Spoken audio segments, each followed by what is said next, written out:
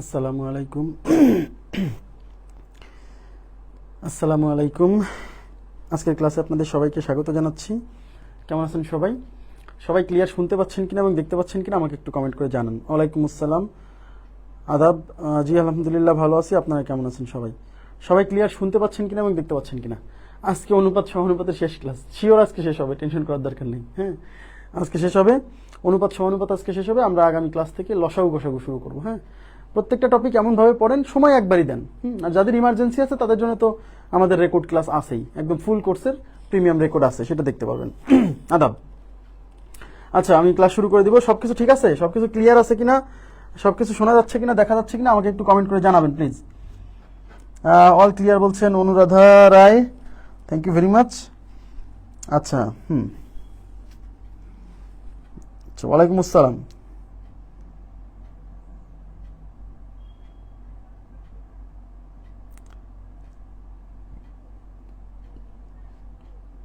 আচ্ছা, ঠিক আছে, তাহলে ক্লাস শুরু করি নাকি?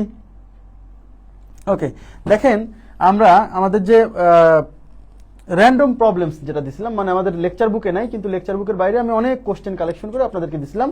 সেই র্যান্ডম প্রবলেমসের 108 নাম্বার প্রশ্ন সলভ করব। দেখেন 108 নাম্বার প্রশ্নে কি বলছে, X Y and Z share টাকা 1800। হ্যাঁ, এক্স ওয়াই এবং জেড তিনজন 1800 টাকা শেয়ার করে নিচ্ছে নিজেদের মধ্যে, ইন সাচ এ ওয়ে, এমনভাবে that X has 2.5 times as much as Y.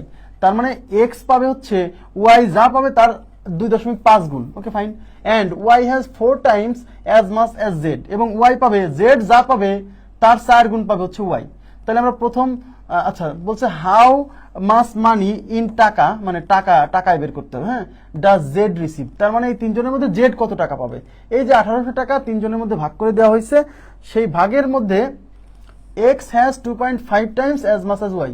তার মানে এই প্রথম লাইন থেকে, যে এইটুক থেকে আমরা কি করবো জানেন, এক্স আর ওয়াই এর মধ্যে অনুপাত তৈরি করে ফেলবো যে এক্স আর ওয়াই কত পাইছে। হ্যাঁ, তাহলে X has 2.5 times as much as Y, তার মানে এক্স পাবে কেমন, তাহলে এক্স ইজ ইকুয়াল টু কেমন, 2.5 ওয়াই। এইটুকু বুঝছেন? এই যে এক্স পাবে ওয়াই এর 2.5 গুণ, তার মানে এক্স ইকুয়াল টু হবে 2.5 ওয়াই। ওকে, এখান থেকে এই ওয়াইটা এই পাশে গুণ আছে, এই পাশে ভাগ করে দেন, তাহলে X divided by Y is equal to 2.5। এখন ভগ্নাংশ রাখা যাবে না। হ্যাঁ, ভগ্নাংশকে পূর্ণ সংখ্যায় কনভার্ট করতে হবে। অনুপাতকে সবসময় মনে রাখবেন যে অনুপাতের রাশি দুইটাকে অবশ্যই পূর্ণ সংখ্যায় কনভার্ট করতে হয়। ঠিক আছে, তাহলে X divided by Y equal to এই 2.5 মানে 25/10, 5 দিয়ে কাটলে 5 দুগুণী 10, 5 5 25, তার মানে এটা হচ্ছে 5:2। এটা কি বুঝছেন? তার মানে X is to Y is equal to 5:2। এটা ক্লিয়ার কিনা বলেন। এখন আমরা দেখব যে Y has 4 times as much as Z, তার মানে ওয়াই হচ্ছে জেড এর 4 গুণ পায়। তো 4 গুণ মানে কি, একজন যদি 1 টাকা পায় আর একজন পাবে 4 টাকা, তাই না? এখন কে 1 টাকা পাবে, কে 4 টাকা পাবে? যে বেশি পাইছে সে 4 টাকা পাবে। এখন কে বেশি পাইছে, Y has 4 times as much as Z, তার মানে ওয়াই পাবে জেড এর 4 গুণ, তার মানে ওয়াই বেশি পাইছে, তাহলে ওয়াই কে 4 দেবেন আর জেড কে 1 দেবেন। ঠিক আছে, তার মানে এখান থেকে আপনি কি বের করতে পারবেন বলেন তো? এখান থেকে বের করতে পারবেন ওয়াই ইস টু জেড কত, ওয়াই পাবে 4, 4:1। এইবার আপনাকে এখানে এক্স ওয়াই জেড এর ধারাবাহিক অনুপাত তৈরি করে ফেলতে হবে। প্রথম কাজ, x is to Y is to Z, এখানে দর নিয়ম অ্যাপ্লাই করেন, তাহলে প্রথমে এই দুটা গুণ হবে 4 5 20 ইস টু, তারপরে এই দুটা গুণ হবে 4 2 8, তারপর এই দুটা গুণ হবে 2 1 2। এখন দেখেন এই তিনটা অনুপাতে কিন্তু কাটা যায়, 2 দিয়ে কাটা যায়। দেখেন এই 20 ও 2 দিয়ে ভাগ যায়, 8 ও 2 দিয়ে ভাগ যায়, 2 ও 2 দিয়ে ভাগ যায়। তাহলে 20 কে 2 দিয়ে ভাগ করলে হবে 10, 8 কে 2 দিয়ে ভাগ করলে 4, 2 কে 2 দিয়ে ভাগ করলে 1, তার মানে এটা হচ্ছে 10:4:1, 10:4:1। এখন অঙ্কে চাইছে জেড কত পাবে, তাহলে জেড এরটা বের করবো, যারটা বের করবো সেই অনুপাত উপরে, তাহলে জেড এর অনুপাত হচ্ছে 1, তাহলে 1 যাবে উপরে, নিচে অনুপাতের রাশিগুলোর যোগফল, মানে সবগুলো যোগ করতে হবে। 10 আর 4 14 আর 15, ইন্টু কি, ইন্টু হচ্ছে এরা তিনজন মিলে মোট যে টাকা পাইছে, মোট কত পাইছে 1800 টাকা। এখন 15 এর নামতা, 18 এর মধ্যে 15 যাবে একবার, থাকলো 3, 3 এর পরে 0 মানে 30, 15 দুগুণী 30 আর এই একটা 0 120, তাহলে 1 দিয়ে 120 কে গুণ করলে 120 টাকা, তার মানে জেড পাবে কত টাকা, 120 টাকা। ক্লিয়ার ব্যাপারটা? জেড পাবে 120 টাকা। কোথাও কোনো কনফিউশন আছে? কনফিউশন থাকলে বলবেন। ঠিক আছে, জেড পাবে কত, 120 টাকা। ওকে, ক্লিয়ার? আচ্ছা, এবার আমি চলে যাব 108 নাম্বার পরে আমরা চলে যাবো 120 নাম্বার কোশ্চেন। 120 এই র্যান্ডম প্রবলেমস 120। কোনো প্রশ্ন থাকলে জিজ্ঞাসা করবেন। ঠিক আছে, র্যান্ডম প্রবলেমস 120 দেখেন 120 কি বলছে? 120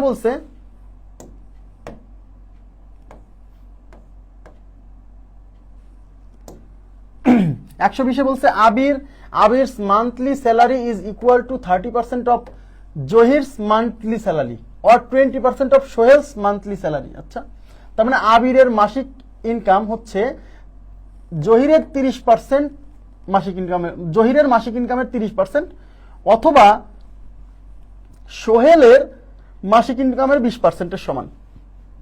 তার মানে এখানে আবিরের স্যালারির বর্ণনা দেওয়া আছে জহিরের স্যালারির সাপেক্ষে, আবার সোহেলের স্যালারির সাপেক্ষে। তাহলে প্রথম যে অংশটা, সেখান থেকে আবির এবং জহিরের বেতনের অনুপাত আমরা পেয়ে যাব। তাহলে আবির ইস্টু জহির, খেয়াল করেন প্লিজ, আবির ইস্টু জহির, জহিরকে আমি জেড দ্বারা প্রকাশ করি। তাহলে কারটা 100 ধরবেন, আমি কি বলছিলাম, যার সাপেক্ষে বর্ণনা দেওয়া হবে তারটা 100 ধরতে হবে। তাহলে এখানে কার সাপেক্ষে, Abir's monthly salary is equal to 30% of Jahir. তাহলে অফ কার সাথে? এই যে জহিরের সাথে, অফ মানে এর না, তাহলে জহিরের সাথে, জহিরের স্যালারির 30% হচ্ছে আবিরের স্যালারি। তাহলে জহিরের স্যালারির সাপেক্ষে বর্ণনাটা দেওয়া, তাহলে জহিরেরটা 100 হলে আবিরের হবে হচ্ছে 30। তাহলে জহিরেরটা ধরবেন 100, আবিরেরটা 30, তাহলে এটা হচ্ছে 30:100। এই শূন্য আর এই শূন্য কাটা, তাহলে কত হলো? আবির ইস্টু জহির হচ্ছে 3:10। এটুকু বুঝছেন কিনা বলেন। এবার বলছে or 20% of Sohel's monthly salary, তার মানে এই আবিরের স্যালারি সোহেলের স্যালারির 20%। তাহলে এখান থেকে আমরা আবিরের সাথে সোহেলের অনুপাত পেয়ে যাব, তাই না? তাহলে আমরা লিখবো আবির ইস্টু সোহেল। আচ্ছা, আবির ইস্টু সোহেল কত হবে? আবির ইস্টু সোহেল কত হবে? তাহলে এখানে সোহেলের স্যালারি যদি 100 টাকা হয়, তাহলে আবিরের স্যালারি হবে 20 টাকা। কারণ কি বলছে? Abir's monthly salary is 20% of Sohel's monthly salary. তাহলে সোহেলের মান্থলি স্যালারি 100 হলে আবিরের হবে 20 টাকা। তাহলে আবিরের এখানে ধরবেন 20 আর সোহেলের এখানে ধরবেন 100। এবার দেখেন এই শূন্য কেটে দেওয়া যায়, আবার 2 দিয়ে কাটা যায়। 2 দিয়ে এই 2 কে কাটলে হবে 1, আর 2 দিয়ে 10 কে কাটলে হবে 5, তাহলে 1:5। তাহলে Abir is to Sohel is equal to 1:5। এই দুইটা অনুপাত থেকে আমরা কি করব? ধারাবাহিক অনুপাত তৈরি করে ফেলবো। এটা হচ্ছে আবির ইস্টু সোহেল, আর হচ্ছে আবির ইস্টু জহির। তাহলে এই অনুপাত আর এই অনুপাতের মধ্যে কমন রাশি হচ্ছে আবির। তাহলে আবিরকে কি করতে হবে? আচ্ছা, এখানে আমি আবির ইস্টু জহিরকে আমি উল্টায় জহির ইস্টু আবির লিখি। তাহলে কি হবে? এই 10 কে সামনে নিয়ে আসতে হবে, আর 3 যাবে এখানে। এবার জহির ইস্টু আবির, আর এই যে আবির ইস্টু সোহেল, এখানে লেখেন আবির ইস্টু সোহেল।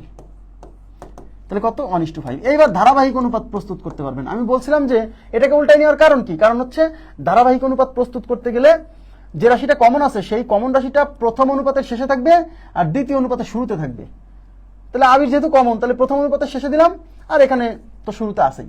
এবার এখান থেকে জহির ইস্টু আবির ইস্টু সোহেল, দেখেন তাই 10 এর নিয়ম অ্যাপ্লাই করে 10 × 10, 3 × 3, 3 × 5 কত? 15।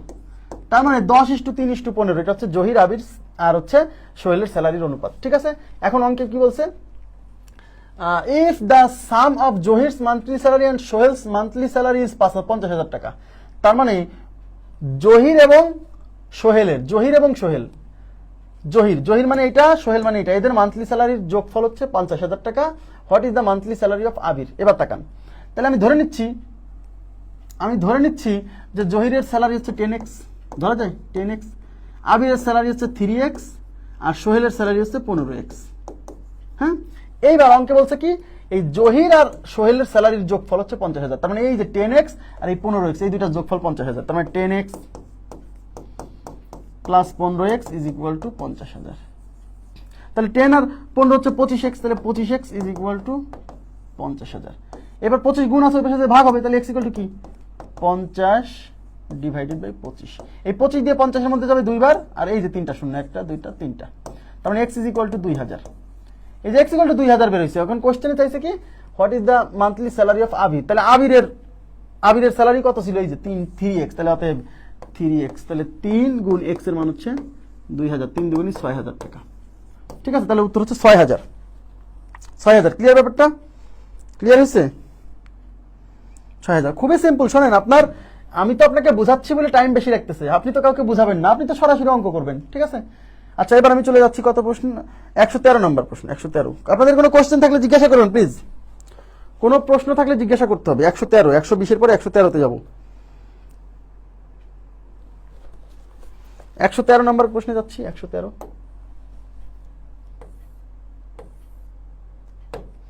দেখেন 113 নম্বর প্রশ্নে কি বলছে? 113 নম্বর প্রশ্নে বলছে এ brother and a sister,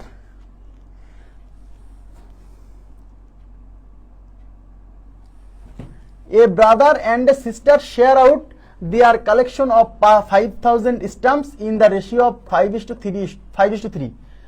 The brother then shares his stamps with two friends in the ratio of 3:1:1, keeping most for himself. How many stamps does each of his friends receive? তার মানে হচ্ছে a brother and a sister, একজন ভাই এবং একজন বোন share করলো কি শেয়ার করলো? তাদের কালেকশনে থাকা 5,000 স্ট্যাম্পস শেয়ার করলো। 5,000 স্ট্যাম্প শেয়ার করলো কত রেশিওতে? 5:3 অনুপাতে। হ্যাঁ, দ্য ব্রাদার দেন শেয়ার, তার মানে এই যে 5:3 অনুপাতে 5,000 শেয়ার একজন ভাই এবং একজন বোন শেয়ার মানে ভাগ করলো। ভাগ করার পরে ব্রাদার যে কয়টা পাইলো, ব্রাদার ভাগে যে কয়টা পেলো, সেই কয়টা আবার তার দুইজন বন্ধুর সাথে 3:1:1 অনুপাতে ভাগ করতেছে। মানে সে, তার বন্ধু দুইজন আর সে, হ্যাঁ, সে এবং তার বন্ধু দুইজনের মধ্যে 3:1:1 অনুপাতে ভাগ করছে, কিপিং মোস্ট ফর হিমসেলফ, মানে নিজের জন্য বেশি রেখে। তার মানে এই যে 3:1:1, এই তিনটার মধ্যে অনুপাত, এই প্রথমটা বেশি না, তার মানে ওই ব্রাদার তার দুইজন বন্ধুর সাথে ভাগ করার সময় তার জন্য এই 3 অনুপাত রেখে দিছে, আর 1:1 অনুপাতে দুই বন্ধুকে ভাগ করে দিছে। ঠিক আছে? How many stamps does each of his friends receive? তাহলে তার প্রত্যেক বন্ধু কতগুলো স্ট্যাম্প রিসিভ করছে। তাহলে প্রথমে আমরা কি করব? এই যে 5,000 স্ট্যাম্পের মধ্যে ভাই কতগুলো পাইছে সেটাকে বের করব। কেন? কারণ যেহেতু ওই ভাই যেহেতু পরবর্তীতে নিজের স্ট্যাম্পগুলো আবার বন্ধুদের সাথে ভাগ করছে, তাহলে সে কতগুলো পাইছে আগে সেটা বের করা উচিত। তাহলে ব্রাদার কত পায়? তাহলে ব্রাদার কত পায়? ব্রাদার যারটা বের করবো সেই অনুপাত উপরে। তাহলে ব্রাদারের অনুপাত হচ্ছে 5, তাহলে 5 যাবে উপরে। নিচে অনুপাতের যোগফল, যে 5 আর 3 যোগ করলে কত হয়? 8। ইন্টু কি? ইন্টু হচ্ছে এই দুইজন মিলে মোট যে স্ট্যাম্প ছিল কত? 5,000। ঠিক আছে? এখন দেখেন এই 8 দিয়ে 50-এর মধ্যে 6 আসতে 48, 6 আসতে 48 থাকলো 2, 2 এর পরে 0 মানে 20, 8 দিয়ে 8 দুগুণী 16 থাকলো 4, 4 এর পরে 0 মানে 40, 5 আসতে 40। ঠিক আছে? আচ্ছা, এবার দেখেন 5 দিয়ে গুণ করেন, 5 5 25 এর 5 হাতে 2, 5 দুগুণী 10 আর হচ্ছে 2, 10 আর 2 কত? 12, 2 হাতে 1, 5 6 30 আর 1 31, 3125টা। তার মানে ব্রাদার 3125টা স্ট্যাম্প সে পাইছে। হ্যাঁ, এবার এই ব্রাদার কি করছে? আচ্ছা, এই ব্রাদার কি করছে? এই 3125টা স্ট্যাম্প সে এবং তার দুই বন্ধুর মাঝে ভাগ করছে। সে এবং তার দুই বন্ধুর মাঝে ভাগ করছে কত অনুপাতে? 3:1:1। এই যে, তাহলে 3:1:1 এই অনুপাতে ভাগ করছে, নিজের জন্য ম্যাক্সিমাম রেখে দিছে। তার মানে 3 অনুপাতটা হচ্ছে ওই ব্রাদার নিজে রাখছে। তাহলে বলছে তাহলে প্রত্যেক বন্ধু কতটা পেল? তাহলে কোন বন্ধুটা বের করবেন? এই বন্ধুটা বের করলেও যা আসবে, এই বন্ধুটা বের করলেও তাই আসবে। তো প্রত্যেক বন্ধু কত পেল? তাহলে বের করতে বলছে কারটা? বন্ধুরটা। তাহলে বন্ধুর অনুপাত উপরে যাবে। বন্ধুর অনুপাত মানে এইটা অথবা এইটা, যে কোনো একটা, একজনেরটা বের করতে বলছে, বুঝছেন? তাহলে এই 1 দিলেন উপরে, আর নিচে কি? অনুপাতের রাশিগুলোর যোগফল, এই যে 1 আর 1, 2 আর 3 5, ইন্টু কি? ইন্টু হচ্ছে এরা তিনজন মিলে মোট যতগুলো স্ট্যাম্প পাইছে। এরা তিনজন মিলে মোট স্ট্যাম্প কিন্তু এইটা, ওই 5,000 না কিন্তু, বুঝছেন? তাই এই 3,125 দিয়ে গুণ। দেখেন 5 দিয়ে ভাগ করেন, 5 6 30 থাকলো 1, 1 এর পরে 2 12, 5 দুগুণ 10 থাকলো 2, 2 এর পরে 5 25, 5 5 25, প্লাস তাহলে 625টা। তার মানে প্রত্যেক বন্ধু 625টা পাইছে। ক্লিয়ার ব্যাপারটা? এই ম্যাথটা বেবি করানো হয়েছিল, কি বলেন? আচ্ছা, করানো যেহেতু হয়ে গেছে তাহলে কিছু করার নেই। শেয়ার মানে বোঝেন না? শেয়ার মানে ভাগ, শেয়ার মানে ভাগ। হ্যাঁ, শেয়ার করা মানে ভাগ করা, কি বলেন? আচ্ছা, 113 পরে আমরা সলভ করব হচ্ছে 113 পরে, এটা কত ছিল? 113,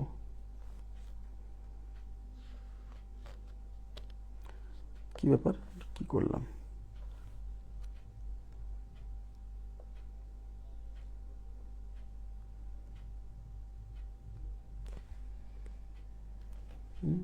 এটা রিটেন পরীক্ষা আসছে, দেখছেন? কিন্তু এখানে 113 তো অন্য কিছু দেখাচ্ছে।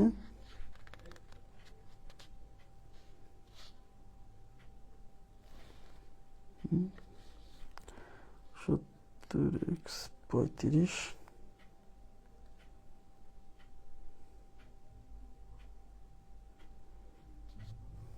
আচ্ছা, এখানে র্যান্ডম প্রবলেমসের শিটটা করি, পাইছি। দাঁড়ান আমি একটু এটা দেখে নিই। হ্যাঁ,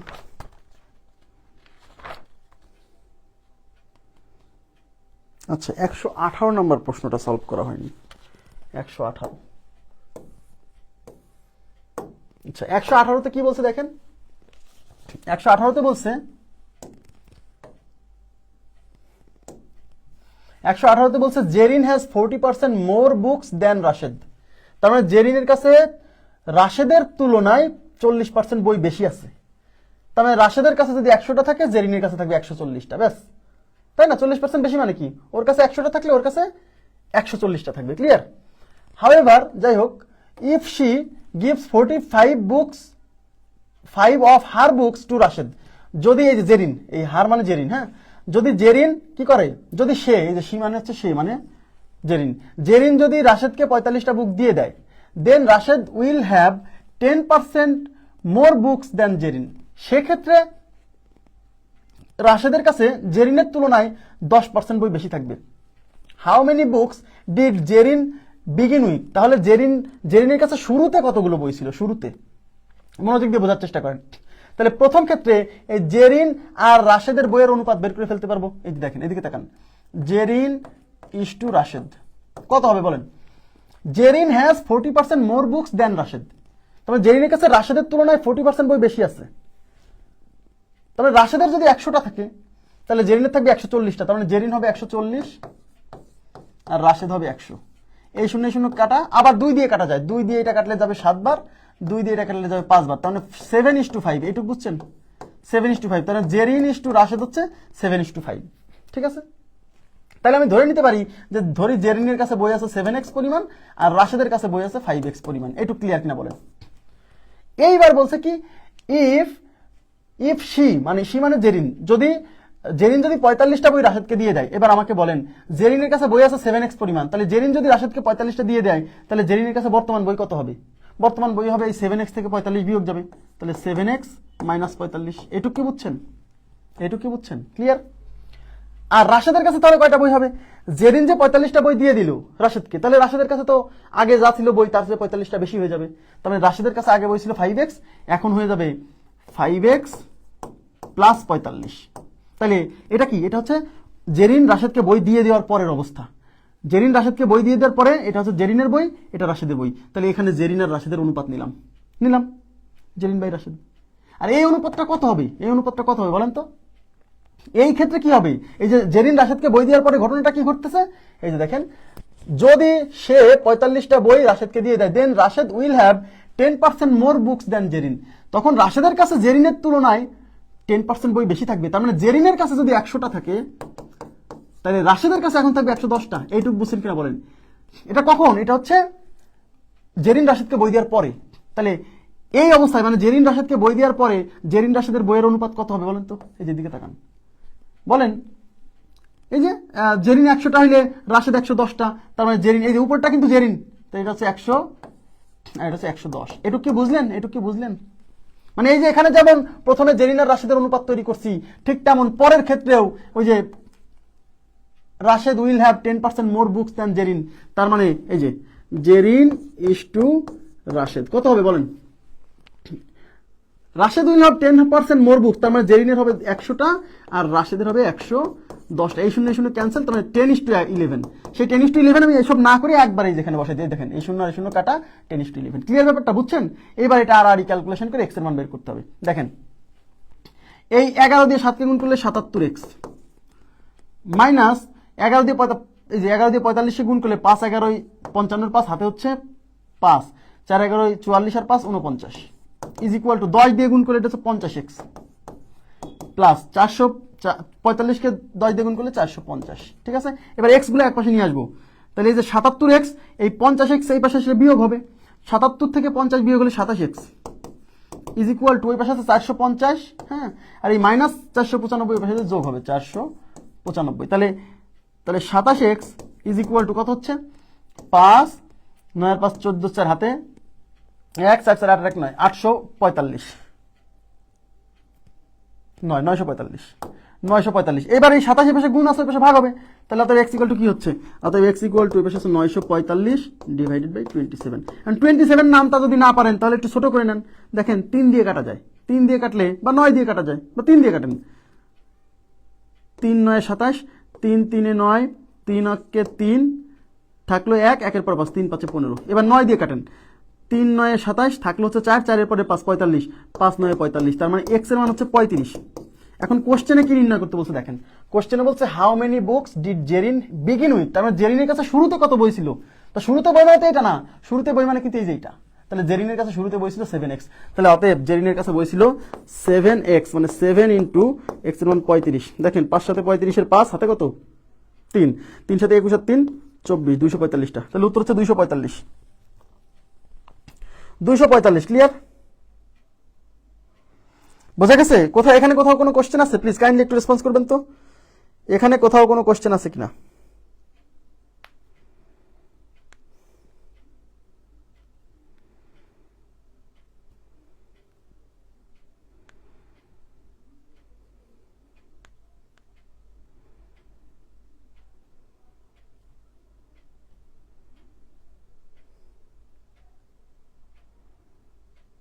এখানে কোথাও কোনো কোশ্চেন আছে? তাহলে আমি পরবর্তী কোশ্চেনে চলে যাই। ওয়ালাইকুম আসসালাম।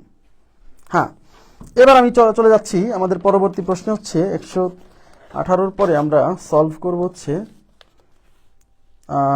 112। আবার বুঝান, কোথায় বুঝাবো? আপনি আসলে মনে হয় আব্দুর রহমান গাজী, আপনি মনে হয় ক্লাসই বোঝেন না আমার কাছে মনে হচ্ছে এখন। প্রত্যেকটা প্রশ্নে আপনি বলেন যে আবার বুঝান, কি যে বোঝেন না এটাই বুঝি না আমি। প্রত্যেকটা প্রশ্নেই যখন বলেন আবার বুঝান, তখন আমি কনফিউজড হয়ে যাই যে আসলে আপনি কিছু বুঝতেছেন নাকি বুঝতেছেন না। হ্যাঁ, এখানে আবার কি বুঝাবো সেটা তো বলতে হবে। এই জিনিসটাই তো আজ 14 দিন ধরে করাচ্ছি যে কিভাবে অনুপাত করতেছি। এটা যদি না বোঝেন, আমি তো বারে বারে বলতেছি এই জিনিসগুলো তো আগেও করাইছি অনেক অঙ্কে, কি যে বোঝেন না আমি তো সেটাই বুঝতে পারতেছি না।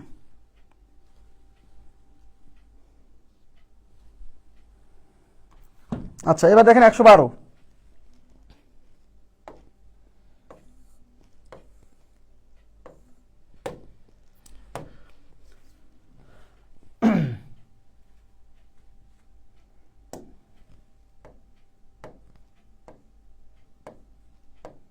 দেখেন এখানে কি বলছে, কাটাকাটি আর একবার বোঝান লাগবে। তাহলে কাটাকাটির ক্লাস কেন নিয়েছিলাম বলেন? কাটাকাটি আবার বোঝান লাগবে, তাহলে কাটাকাটির ক্লাস কি নিয়েছিলাম, কেন নিয়েছিলাম? ক্লাস কি করছেন কাটাকাটির ক্লাস? পড়ানো জিনিস পড়াইতে গেলে পরে না মানে সময় ক্ষেপণ হয়। হ্যাঁ, এই 27কে 3 দিয়ে কাটছি, মানে 3 দিয়ে ভাগ করছি। 27কে 3 দিয়ে ভাগ করলে কয়বার যায়? 9 বার। এই যে 9 লিখছি। এখন এটাকে যেহেতু 3 দিয়ে ভাগ করছে, তাহলে এটাকেও 3 দিয়ে ভাগ করতে হবে। এই 9কে 3 দিয়ে ভাগ করলে 3 বার যায়, 4কে 3 দিয়ে ভাগ করলে 1 বার যায়, আর হাতে থাকে 1, সেই 1 এর পরে 5 বসায় 15, সেই 15কে 3 দিয়ে ভাগ করলে 5 বার, 3 5 15, ব্যাস কেটে দিছি। এবার এই 9 দিয়ে 315কে কাটছি। 9 31-এর মধ্যে 9 যাবে 3 বার, 3 9 27, 27 থাকলো 4, এই যে 31 থেকে 27 গেলে 4, 4 এর পরে 5 45, 45কে 9 দিয়ে ভাগ করলে 5 বার, না বোঝার কিছু নেই।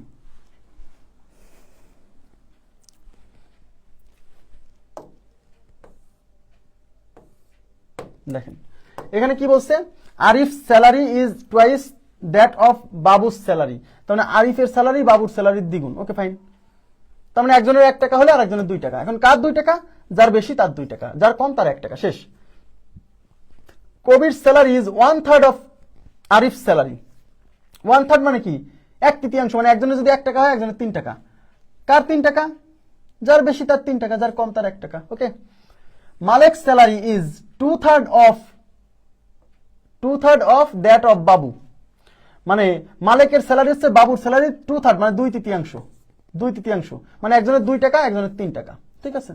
আচ্ছা, the total salary of Kabir and Malik is what proportion of বাবুর স্যালারি, মানে কবির এবং মালিকের মোট স্যালারি বাবুর স্যালারির কত অংশ, হোয়াট প্রপোর্শন মানে কত অংশ, বুঝছেন? তাহলে আগে অনুপাত তৈরি করে ফেলেন। এই যে আরিফের সাথে বাবুর, তার মানে আরিফ ইস টু বাবু কত হবে? দেখেন Arif salary is twice that of বাবুর স্যালারি, তার মানে আরিফের স্যালারি হচ্ছে বাবুর স্যালারির দ্বিগুণ, তার মানে বাবুর 1 টাকা হলে আরিফের 2 টাকা, তাহলে আরিফ হবে 2, বাবু হবে 1, ব্যাস। Kabir salary is 1/3 of Arif salary. তাহলে কবিরের স্যালারি আরিফের স্যালারি 1/3 মানে 3/1 তার মানে কবিরের স্যালারি হলো 3/1 আরিফের। তার মানে এখানে কবিরের কম আরিফের বেশি, তাহলে আরিফের হবে 3 টাকা, কবিরের হবে 1 টাকা। বুঝতেছেন? আর যদি না বোঝেন তাহলে এইভাবে লিখবেন, Kabir salary is 1/3 of Arif salary. তার মানে কবির স্যালারিকে কে দ্বারা প্রকাশ করবেন? ইজ ইকুয়াল টু 1/3 অফ মানে গুণ এই যে আরিফ স্যালারি। এবার এখান থেকে আরিফকে এই পাশে গুণ আছে, এই পাশে ভাগ হবে, তাহলে Kabir divided by Arif is equal to 1/3। তাহলে Kabir is to Arif is equal to 1:3। যারা ভালো বুঝে তারা এই লাইন সরাসরি লিখবে, যারা একটু দুর্বল তারা এখান থেকে শুরু করবে, তারপরে অনুপাত তৈরি করবে। Kabir salary is 1/3 of Arif salary. তাহলে কবিরের স্যালারি হচ্ছে আরিফের স্যালারি 1/3, 3/1। তার মানে একজনের 3 একজনের 1, কার 3? যার বেশি। তাহলে কবিরের স্যালারি হচ্ছে 1/3, 3/1। তাহলে কবির হবে 1 টাকা, আরিফ হবে 3 টাকা। এই দেখেন, কবির 1 টাকা, আরিফ 3 টাকা। বুঝছেন? তাহলে Kabir is to Arif is equal to 1:3। Okay, fine. এবার কি আছে? মালেক স্যালারি ইজ 2/3 অফ বাবুর স্যালারি। এই যে Malek salary is equal to 2/3 of বাবুর স্যালারি। অফ মানে এর মানে গুণ। তাই বাবু এই পাশে গুণ আছে, এই পাশে ভাগ হবে, তাহলে মালেক divided by Babu is equal to 2/3। তার মানে এখান থেকে মালেক is two Babu 2:3। Malek is two বাবু, তাহলে এখানে মালেক ইজ টু বাবু কত? 2:3। এইবার এখান থেকে দেখেন 3 জন লোক, আরিফ, বাবু, কবির, মালেক, 4 জন লোক। এই 4 জন লোকের ধারাবাহিক অনুপাত তৈরি করে ফেলবেন। বুঝেন? তাহলে এগুলো মুছে দিই, সব এগুলো মুছে দিই। হ্যাঁ, এখন ধারাবাহিক অনুপাত প্রস্তুত করার সময় আপনি তো জানেন যে A ইজ টু B থাকবে, তারপর থাকবে B ইজ টু C, হ্যাঁ, তারপর থাকবে C ইজ টু D, এরকম। তার মানে প্রথম অনুপাতের মানে এখানে যা থাকবে পরের অনুপাতে এখানে তাই থাকবে, পরের অনুপাতে এই অনুপাতে এখানে যা থাকবে পরের অনুপাতে শুরুতে তাই থাকবে, এরকম। তাহলে এখন দেখেন, এখানে খেয়াল করেন, আবির বাবু, তাহলে এখানে বাবু আছে, তাহলে আমি যদি পরের অনুপাতটায় বাবুকে সামনে রাখতে হবে, তার মানে এই বাবুটাকে আমরা এখানে রাখবো, অথবা এটাকেও ঘুরাই দিতে পারেন, এটাকেও ঘুরাই দিতে পারেন। হ্যাঁ, তাহলে দেখেন আমি এগুলো মুছে দিই, তাহলে বুঝতে পারবেন। দেখেন, এই যে আরিফ ইজ টু বাবু কত? 2:1। হ্যাঁ, এবার এই বাবুকে সামনে নিয়ে আসেন, এই বাবুকে সামনে, তার মানে বাবুকে যদি সামনে নিয়ে আসেন, মালেককে যদি পিছনে নেই, তাহলে বাবু মালেক। আচ্ছা, তাহলে পরেরটা আবার ম্যাচ করা যাচ্ছে না, মানে এইটা দিয়ে শুরু করতে হবে, অথবা এইটা দিয়ে শুরু করতে হবে, এখান থেকে না, কোনো সমস্যা নেই। দেখেন, আরিফ ইজ টু বাবু কত? 2:1। আরিফ ইজ টু বাবু 2:1। আচ্ছা, এই বাবুকে সামনে আনি, মালেককে পিছনে আনি, তাহলে যে বাবু ইজ টু মালেক, এই যে বাবু ইজ টু মালেক, তার মানে বাবু সামনে চলে আসছে, মানে 3 সামনে চলে আসবে, 3:2। হ্যাঁ, দুইটা, এই দুইটা লিখে ফেলছি, এইটা আর এটা লিখে ফেলছি। এখন এইটাকে যদি আমি উপরে দেই তাহলে আমার জন্য ম্যাচ করে, এখানে উপরে দেই, নিচে দিলে কিন্তু ম্যাচ করাতে পারছি না, কারণ এদের এখানে আর এখানে কোনো কমন রাশি নাই।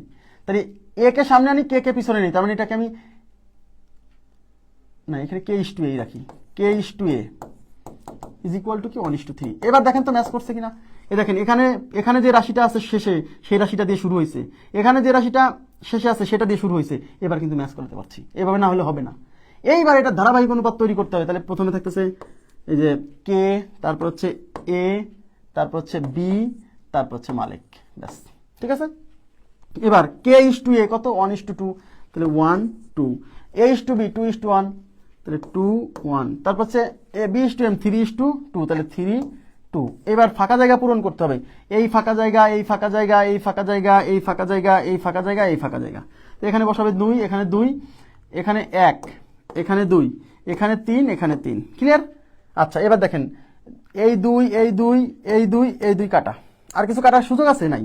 তাহলে এখানে আছে শুধু 3, হ্যাঁ, এখানে আছে 3 2 6 ইস্টু, এখানে আছে 3, আর এখানে আছে শুধু 2, তার মানে 3:6 3:2। এটা হচ্ছে কি বলেন তো? কবির, আরিফ, বাবু, মালিক, এদের অনুপাত। ঠিক আছে, এখন কি বলছে? এখন অঙ্কে বলছে the total salary of Kabir and Malik, তার মানে কবির আর মালিকের স্যালারির কি যোগফল, total salary of Kabir Malik. তার মানে কবিরের 3, মালিকের হচ্ছে 2, তাহলে কবির প্লাস মালিক, এই যে, হ্যাঁ, the total salary of Kabir and Malik is what proportion of বাবুর স্যালারি। তার মানে কবির আর মালিকের স্যালারি বাবুর স্যালারির কত অংশ। এখন আপনারা বলেন তো, একটা রাশি আর একটা রাশির কত অংশ এটা বের করতে গেলে কি তাদের অনুপাত করতে হয়। এখন অনুপাত করার সময় কাকে নিচে রাখবেন কাকে উপরে রাখবেন এটা একটা ইম্পর্টেন্ট বিষয়, এই জন্য বাংলা বুঝতে হবে। The total salary of Kabir and Malek, মানে মালেক এবং কবিরের স্যালারির যোগফল ইজ হোয়াট প্রপোর্শন অফ বাবুর স্যালারি, মানে হয় বাবুর স্যালারির কত অংশ, তার মানে এখানে এর আছে কার সাথে, বাবুর সাথে। হোয়াট প্রপোর্শন অফ বাবুর স্যালারি মানে বাবুর স্যালারির কত অংশ, তাহলে এখানে এর আছে হচ্ছে বাবুর সাথে, তাই বাবু থাকবে নিচে। হ্যাঁ, তাহলে কবির অ্যান্ড মালেকের স্যালারির যোগফল বাবুর স্যালারির কত অংশ, তাহলে বাবুর স্যালারি নিচে থাকবে আর কবির প্লাস মালেক এটা হচ্ছে উপরে থাকবে, বুঝছেন। কবির প্লাস মালেকে যে 3 আর 2 যোগ করলে কত হয়, উপরে হচ্ছে 3 যোগ 2 আর নিচে কে, বাবু, বাবু হচ্ছে যে বাবু হচ্ছে 3, তাহলে উপরে হচ্ছে 5 নিচে হচ্ছে 3, তাহলে 5/3 অংশ, তাহলে 5/3 অংশ আছে অপশনে। K/A 1:3, আমার কি ভুল হয়েছে?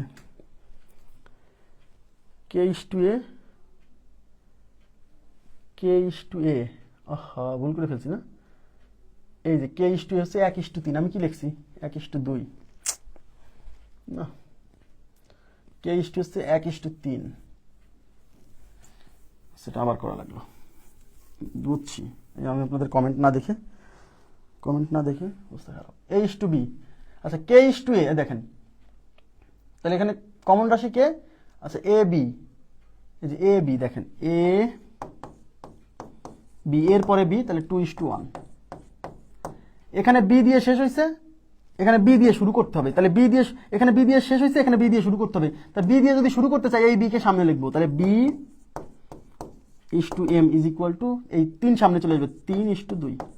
এখন এটাকে এখানে দিলে ম্যাচ করতে এই জিনিসটাকে এখানে দিলে ম্যাচ করতে পারছি না, বুঝছেন, কারণ এখানে আর এখানে কোনো কমন রাশি নাই, তাহলে এই জিনিসটাকে নিশ্চয়ই এর সাথে ম্যাচ করাতে হবে। তাহলে এখানে A দিয়ে শুরু হয়েছে, তাহলে এখানে কিন্তু A দিয়ে শেষ হয়েছিল, তার মানে K/A ইজ ইকুয়াল টু 1:3, ব্যাস। এবার KABM, ঠিক আছে। আচ্ছা, তাহলে K/A হচ্ছে 1:3, তাহলে এখানে হচ্ছে 1, এখানে 3, ঠিক আছে। A/B হচ্ছে 2:1, তার মানে এখানে হচ্ছে 2, এখানে হচ্ছে 1। B/M 3:2, তাহলে এখানে হচ্ছে 3, এখানে হচ্ছে 2।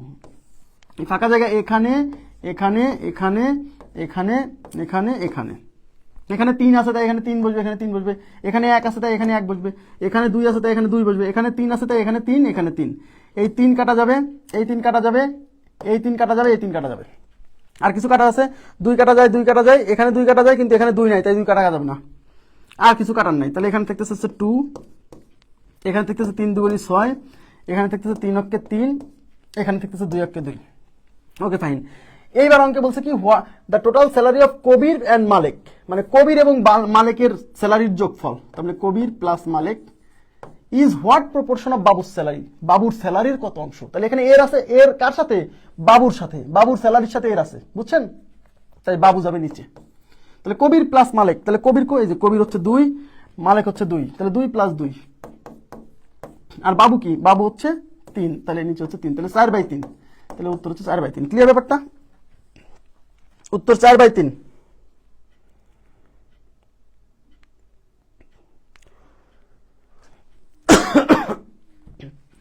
কারেন্ট চলে গেল কেন, আপনারা কি বুঝছেন ব্যাপারটা, বুঝছেন? আচ্ছা, এটা গেল হচ্ছে কত, 112। 112 পরে 111 নম্বর কোশ্চেনে চলে যাচ্ছে। 111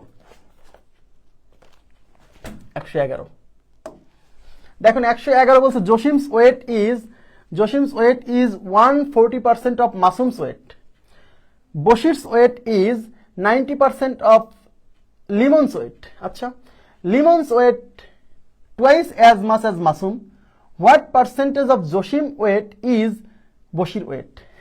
what percentage of Jasim weight is Bashir weight মানে কি, মানে বশিরের ওয়েট হয় জসিমের ওয়েটের শতকরা কত।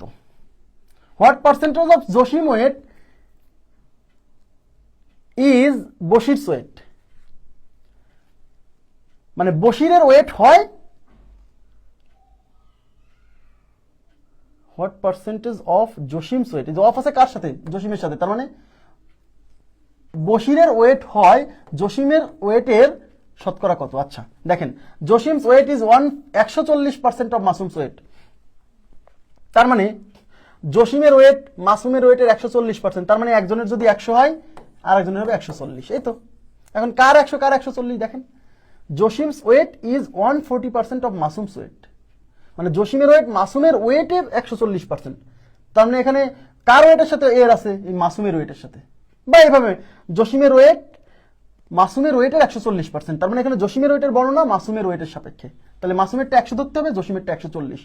তাহলে এখান থেকে আমি জসিম ইস টু মাসুম, তাহলে কি ধরবো, মাসুমেরটা ধরতে হবে 100 আর জসিমেরটা 140, 140 ইস টু 100। ঠিক আছে, এই 0 0 কাটা, আবার 2 দিয়ে কাটা যায়, এটাকে 2 দিয়ে কাটলে 5, এটাকে 2 দিয়ে কাটলে 7, তার মানে 7 ইস টু 5।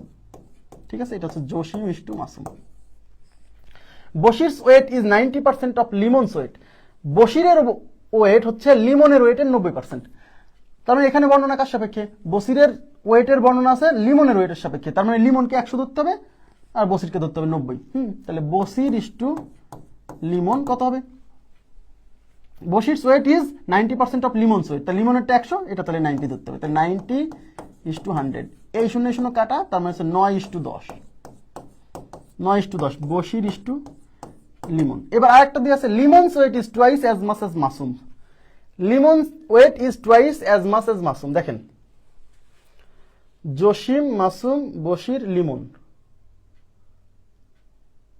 আচ্ছা, Limon's weight is twice as much as Masum, তার মানে লিমনের ওয়েট হচ্ছে মাসুমের ওয়েটের দ্বিগুণ, Limon's weight is twice as much as, তাহলে মাসুম, তার মানে একজনের 2 হবে একজনের 1, এখন কার 2, যার বেশি তার 2, তাহলে Limon's weight is twice as much as Masum, তাহলে লিমনের ওয়েট মাসুমের ওয়েটের ডাবল। তার মানে এখান থেকে আমরা দেখেন লিমন ইস টু মাসুম বের করব, তাহলে লিমনের ওয়েট মাসুমের ওয়েটের ডাবল, তাহলে লিমন হবে 2, মাসুম হবে 1। এখন এই যে 3টা অনুপাত পাইছেন, এইটা এইটা এইটা, এই 3টা অনুপাতের ধারাবাহিক অনুপাত তৈরি করবেন। ধারাবাহিক অনুপাত তৈরি করতে হলে তো ভাই একটা সিকোয়েন্স থাকতে হবে, তাহলে এখানে দেখেন এইটার সাথে এটা মিল আছে, দেখেন বশির লিমন, দেখেন বশির লিমন, এই যে খেয়াল করেন, Bashir is to Limon 9 is to 10, এখানে লিমন দিয়ে শেষ হয়েছে, তাহলে এর পরেরটা লিমন দিয়ে শুরু হবে, এই যে লিমন দিয়ে শুরু হয়েছে, তাহলে লিমন ইস টু মাসুম কত 2 ইস টু 1। এবার এখানে মাসুম দিয়ে শেষ হয়েছে, তাহলে এখানে মাসুম দিয়ে শুরু হবে, এখানে কিন্তু মাসুম দিয়ে শুরু হয়নি, তাহলে মাসুমকে সামনে আনলেই তো মাসুম দিয়ে শুরু হবে, তাহলে মাসুমকে সামনে আনবেন, জসিমকে পিছনে পাঠিয়ে দিবেন, তাহলে মাসুম ইস টু জসিম, তাহলে কি হবে, মাসুম সামনে আসতে মানে এই 5 চলে আসবে সামনে, 7 চলে যাবে পিছনে। এই দেখেন বশির লিমন, লিমন মাসুম, মাসুম জসিম। ঠিক আছে, এইবার এদের ধারাবাহিক অনুপাত তৈরি করতে হবে। তাহলে ধারাবাহিক অনুপাত বুঝতেই পারছেন কিভাবে, যে বশির লিমন মাসুম জসিম, তাহলে বশির লিমন 9 ইস টু 10, তাহলে এখানে 9 এখানে 10, তারপর হচ্ছে লিমন মাসুম 2 ইস টু 1, তাহলে এই যে লিমন হচ্ছে 2, মাসুম হচ্ছে 1, তারপর হচ্ছে মাসুম জসিম 5 ইস টু 7, তার মানে এখানে 5 এখানে 7। এবার ফাঁকা জায়গা পূরণ করতে হবে, এই যে ফাঁকা জায়গা, এই যে ফাঁকা জায়গা, এই যে ফাঁকা জায়গা, এই যে ফাঁকা জায়গা, এখানে ফাঁকা জায়গা, এখানে ফাঁকা জায়গা, এখানে 10, তার মানে এখানে 10 বসবে, এখানে 10 বসবে, এখানে 1 মানে এখানে 1 বসবে, এখানে 5 মানে এখানে 5 বসবে, এখানে 5 বসবে, এখানে 2 মানে এখানে 2 বসবে। এখন কি কে কাটা যায় দেখেন, এই 5 কাটা যায়, এই 5 কাটা যায়, এই 5 কাটা যায়, এখানে 5 নাই কিন্তু 10 আছে, 10 কে 5 দিয়ে কাটা যায়, তাই এইটা এইটা এইটা, আর এই 10 কে কাটলে 2 বার যাবে। দেখেন এখানে 2 আছে, কাটা যায়, এখানে 10 কে 2 দিয়ে ভাগ করা যাবে, এখানে একটা 2 আছে, এখানে একটা 2 আছে, তার মানে 2ও কাটা যায়, 2 কাটা 2 কাটা 2 কাটা, আর এটাকে 2 নাই কিন্তু এই 10 কে 2 দিয়ে ভাগ করলে 5 বার যায়, আর কোনো কাটাকাটির সুযোগ নাই। এখানে থাকতেছে 9, এখানে থাকতেছে 10, হ্যাঁ এখানে থাকতেছে শুধু 5, ওকে, আর এখানে থাকতেছে কত, এখানে এই যে শুধু 7, তার মানে কি হলো, তাহলে 9 is to 10 is to 5 is to 7, তাহলে বশিরের হচ্ছে 9, লিমনের হচ্ছে 10, মাসুমের হচ্ছে 5, জসিমের হচ্ছে 7। ওকে ফাইন, এবার কি বলছে, what percentage of Jasim's weight is Bashir's weight, তার মানে কি বলছে, what percentage of Jasim's weight is Bashir's weight, মানে বশিরের ওয়েট হয় জসিমের ওয়েটের শতকরা কত, তার মানে এখানে কার সাথে এর লাগানো আছে, কার ওয়েটের সাথে, এই যে জসিমের ওয়েটের সাথে এর লাগানো আছে। অথবা মনে রাখবেন অনুপাত করার সময় এই যে হোয়াট পার্সেন্টেজ শতকরা চাইছে, শতকরা কিন্তু একটা অনুপাত, এদিকে তাকান, শতকরা কি, শতকরা একটা অনুপাত, শতকরা একটি অনুপাত, বুঝছেন, অনুপাত। তার মানে এখানে বলছে what percentage of Jasim's weight is Bashir's weight, মানে বশিরের ওয়েট হয় জসিমের ওয়েটের শতকরা কত। ঠিক আছে, what percentage of Jasim's weight is Bashir's weight. বসিরের ওয়েট হয় জসিমের ওয়েটের কত অংশ, তার শতকরা কত। তার মানে শতকরাও কিন্তু একটা ভগ্নাংশ। এখানে যদি এরকম বলতো, এই পার্সেন্টেজ না বলে যে what proportion of Jasim's weight is Bashir's weight, মানে বসিরের ওয়েট জসিমের ওয়েটের কত অংশ, সেটা বের করলে একটা রাশি আর একটা রাশির কত অংশ বা কত গুণ, এটা কি তাদের অনুপাত করতে হয় না? ইয়েস। তাহলে পার্সেন্টেজ একটা অনুপাত, সুতরাং আগে অনুপাত করতে হবে। তাহলে what percentage of Jasim's weight is Bashir's weight, তাহলে বসিরের ওয়েট জসিমের ওয়েটের শতকরা কত। তার মানে জসিমের ওয়েটের এর আছে কার সাথে? জসিমের সাথে। জসিম যাবে নিচে আর বসির যাবে হচ্ছে উপরে। অথবা মনে রাখবেন এই টাইপের অনুপাত করার সময় অবশ্যই ইজ বাই অফ ফলো করবেন। Is divided by of, is divided by of, is by of, মানে যার সাথে অফ আছে সে নিচে আর যার সাথে ইজ আছে সে উপরে। তাহলে এখানে অফ আছে কার সাথে? এই যে অফ আছে জসিমের সাথে, তাই জসিম যাবে নিচে, আর ইজ আছে কার সাথে? এই যে ইজ আছে কার সাথে? বসিরের সাথে, তাহলে বসির যাবে উপরে। এইভাবে মনে রাখবেন, is by of, is by of, ঠিক আছে? তাহলে বসির কত? বসির এই যে বসির হচ্ছে 9 আর জসিম কত? জসিম হচ্ছে 7, তার মানে উপরে যাবে 9 নিচে হচ্ছে 7, ঠিক আছে? তাহলে উপরে হচ্ছে 9 নিচে হচ্ছে 7, এটা হচ্ছে আমাদের উত্তর। কিন্তু যেহেতু শতকরায় বের করতে বলছে, এটা হচ্ছে আমরা অংশে বের করছি। এবার শতকরায় বের করার জন্য এটাকে 100 দিয়ে গুণ করতে হবে, এত পার্সেন্টেজ। এবার এটা ভাগ করে এই 100 দিয়ে 9কে গুণ করে 7 দিয়ে ভাগ করলে যা আসবে তাই। তাহলে 9কে 100 দিয়ে গুণ করলে হচ্ছে 900, ঠিক আছে? আর তাকে 7 দিয়ে ভাগ করলে দেখেন কত আসে। দেখেন 7 12 84, এই যে 7 12 84 একবারে থাকলো 6, এই শূন্য নিয়ে আসলাম, 7 8 56 থাকলো হচ্ছে 4, আর করার দরকার নেই। তাহলে 128 পূর্ণ এই 4 যাবে উপরে, এই 7 আসবে নিচে, 128 পূর্ণ 4/7। দেখেন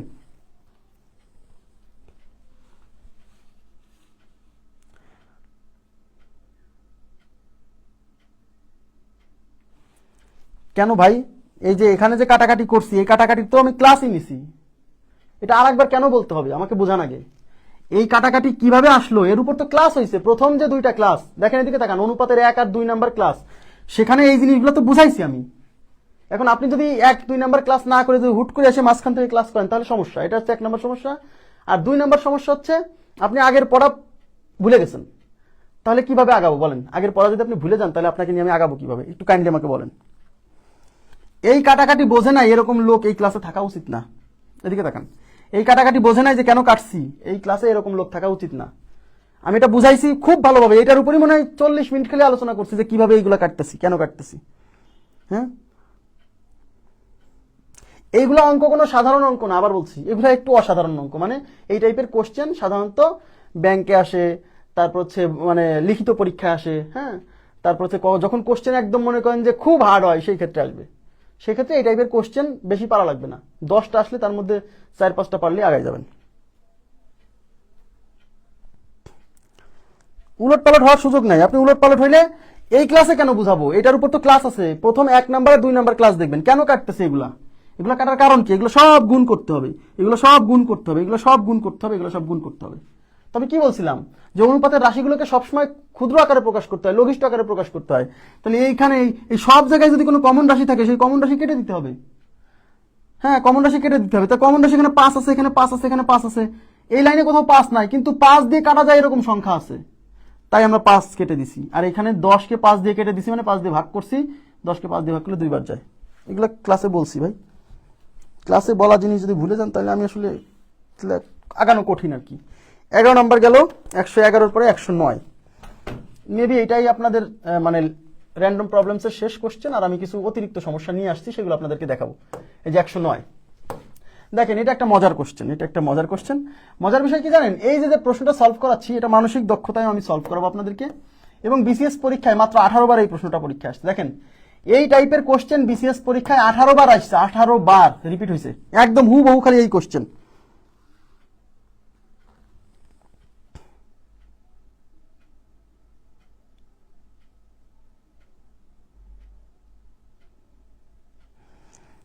ওকে, এবার দেখেন কি বলছে। বলছে A B C and D are positive integers, মানে যে এ বি সি ডি এদের মান হচ্ছে পজিটিভ ইন্টিজার্স, মানে ধনাত্মক পূর্ণ সংখ্যা। ইন্টিজার মানে পূর্ণ সংখ্যা, পজিটিভ মানে ধনাত্মক, মানে এ বি সি ডি এর মান ধনাত্মক পূর্ণ সংখ্যা। সাজ দ্যাট 4a = 9b, মানে মানগুলো এমন যে 4a = হবে 9b, 17c = 11d এবং 5c = 12a।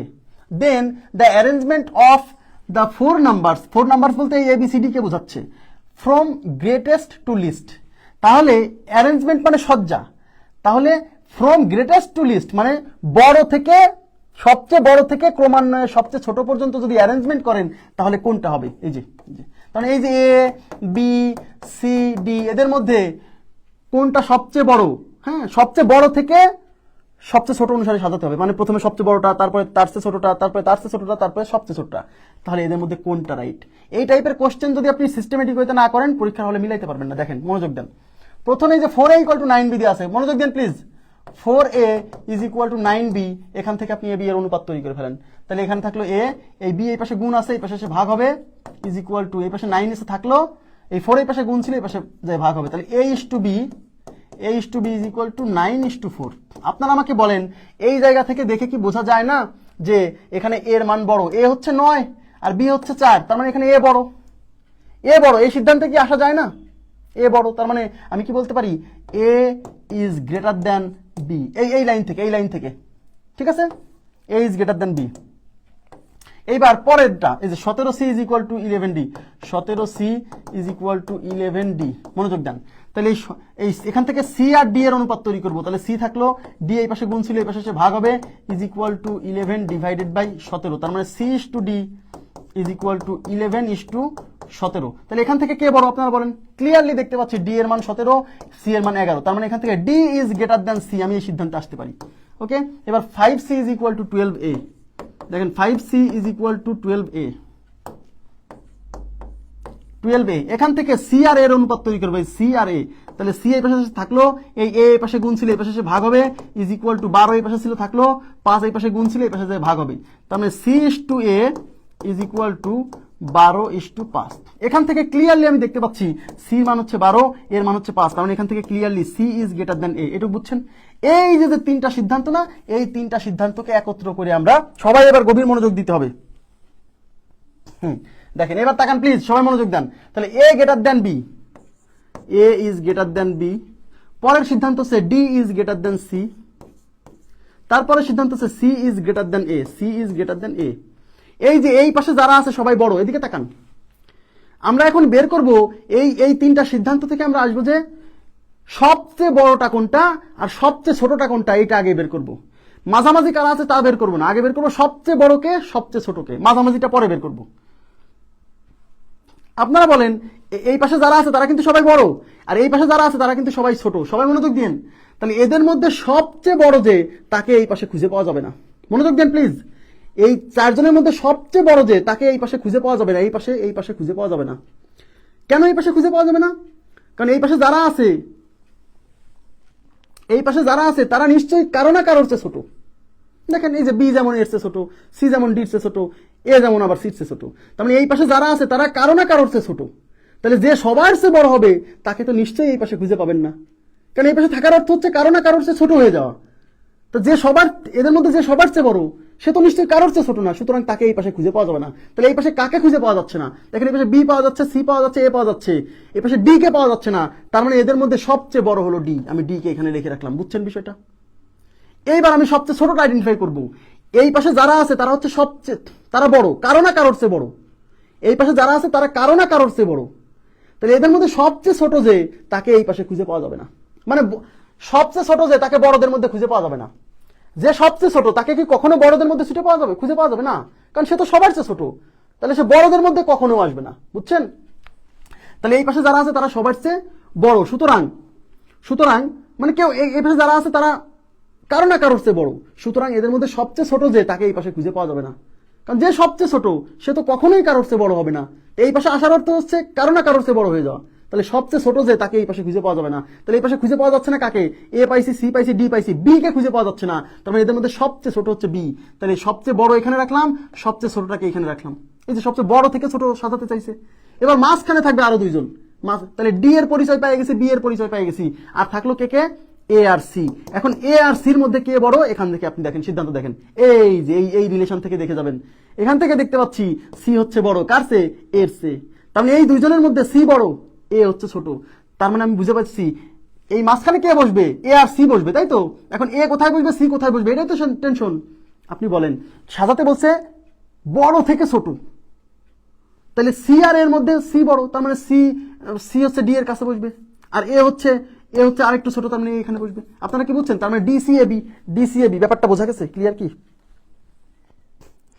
ডিসিএবি এই কনসেপ্টটা কি বুঝছেন? এই কনসেপ্টটা বুঝছেন যে প্রথম শোনেন, এই টাইপের কোশ্চেন আসলে আপনার কাজ হলো সবচেয়ে বড় আর সবচেয়ে ছোটকে এই দুটো আগে বের করা, তারপরে মাঝখানের গুলা সিদ্ধান্ত। এইগুলা মানসিক দক্ষতায় আমরা অর্ডার এন্ড র্যাঙ্কিং নামে একটা চ্যাপ্টার আছে, সেখানে আরো দারুণ ভাবে বোঝাবো, টেনশন করার দরকার নেই। হ্যাঁ, এখানে ছিল তাই করে দিলাম। আচ্ছা, এখন আমরা, আমার মনে হচ্ছে আমাদের সব কোশ্চেন সলভ করা হয়ে গেছে, তাই না? আমাদের র্যান্ডম প্রবলেমস আমার মনে হচ্ছে যে সব করা হয়ে গেছে। আপনারা কি বুঝতে পারছেন? আমার কাছে মনে হচ্ছে সব করা হয়ে গেছে। এখন আমি আপনাদের জন্য 6টা অতিরিক্ত সমস্যা রেখে দিছি, 6টা অতিরিক্ত সমস্যা।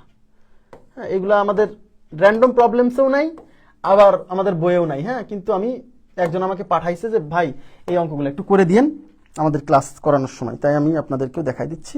দেখেন, মনোযোগ দেন। এগুলা কিন্তু র্যান্ডম প্রবলেমসের শিটেও নাই, বইয়েও নাই। একটা নিজ দায়িত্বে একটু অঙ্কগুলো তুলে নেবেন জাস্ট। হ্যাঁ, এখানে কি বলছে? In a small village 60% of the population is literate. Literate মানে হচ্ছে তারা হচ্ছে মানে শিক্ষিত বা মানে অক্ষর জ্ঞান যাদের আছে। হ্যাঁ, ইন এ স্মল ভিলেজ, ছোট একটা গ্রামে 60% অফ দ্য পপুলেশন মানে মোট জনসংখ্যার, ওই গ্রামের মোট জনসংখ্যার 60% হচ্ছে লিটারেট মানে শিক্ষিত, ধরে নেন শিক্ষিত। Among the illiterate population, among the illiterate মানে নিরক্ষর পপুলেশনের মাঝে the ratio of the males to females is 3:5। তার মানে এই যে 3:5 যে মানে মেল আর ফিমেলের অনুপাত, এটা কিন্তু মোট জনসংখ্যার না। ওই গ্রামে যে জনসংখ্যা আছে তাদের মধ্যে নিরক্ষর যে জনসংখ্যা আছে, সেই নিরক্ষর জনসংখ্যার মধ্যে মেল ফিমেলের অনুপাত হচ্ছে 3:5। ইফ দেয়ার আর 36,000 লিটারেট পিপুল, দেখেন যদি ওই গ্রামে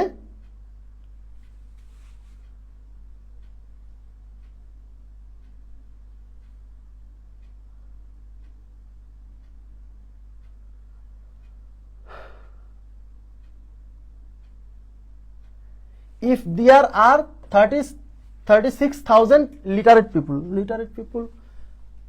people in the village, how many females are illiterate? দেখেন বলছে ওখানে যদি 36,000 লিটারেট পিপুল থাকে, শিক্ষিত পিপুল থাকে, তাহলে হাউ মেনি ফিমেলস আর ইললিটারেট, তাহলে কতজন মহিলা ইললিটারেট। তাহলে আপনাকে যদি কতজন মহিলা ইললিটারেট বের করতে হয়, তাহলে আগে বের করতে হবে মোট জনসংখ্যা, মানে ইললিটারেট জনসংখ্যা মোট কত আছে। দেখেন পোস্টে, in a small village 60% of the population is literate. হ্যাঁ, তার মানে লিটারেট জনসংখ্যা কত? 60%। এর থেকে আপনাকে বুঝতে হবে ইললিটারেট জনসংখ্যা হচ্ছে 40%। এই যে ILLITERAT, ইললিটারেট ইজ ইকুয়াল টু 40%। এটা কি বুঝছেন? লিটারেট যদি 60% হয়, এই যে লিটারেট যদি 60% হয়, তাহলে 100 থেকে 60% বাদ দিলে পারে বাকি 40% হচ্ছে ইললিটারেট। বুঝা গেছে? হ্যাঁ, এখন কোশ্চেনে বলছে যে ইফ দেয়ার আর 36,000 লিটারেট পিপুল, তার মানে ওই গ্রামে 36,000 লিটারেট পিপুল আছে, আর লিটারেট পিপুলের পার্সেন্টেজ হচ্ছে 60%। তাহলে এটা হচ্ছে লিটারেট পিপুলের পার্সেন্টেজ, আর এটা হচ্ছে অ্যাকচুয়াল সংখ্যা। তার মানে এই 60% যা বোঝাচ্ছে, এই 36,000 কিন্তু তাই বোঝাচ্ছে, কারণ এই 36,000 লিটারেট পিপুল, এই 60% লিটারেট পিপুল। তাহলে আমি কি বলতে পারি 60% ইজ ইকুয়াল টু 36,000? বলা যায় কিনা বলেন? এইখান থেকে আমরা বের করব যে 40% ভ্যালু কত হয়। 40% ভ্যালু কেন? কারণ ইললিটারেট পিপুল যে 40%, তাহলে অতএব 1% is equal to 36,000 divided by 60। অতএব 40% is equal to 36,000 into 40% divided by 60। এই শূন্য দিয়ে এই শূন্য ক্যান্সেল। আচ্ছা, এই শূন্য দিয়ে এই শূন্য ক্যান্সেল, আর 6 দিয়ে 36-এর মধ্যে যাবে 6 বার, আর এই যে 3টা শূন্য। ঠিক আছে, এবার 4 6 24 আর হচ্ছে 3টা শূন্য। তার মানে তাহলে 40% ইজ ইকুয়াল টু 24,000। আমি 40% কেন বের করলাম? কারণ ইললিটারেট পিপুলের পার্সেন্টেজ হচ্ছে 40%। তা আমাকে বের করতে বলছে হাউ মেনি ফিমেলস আর ইললিটারেট, মানে কতগুলো মহিলা ইললিটারেট।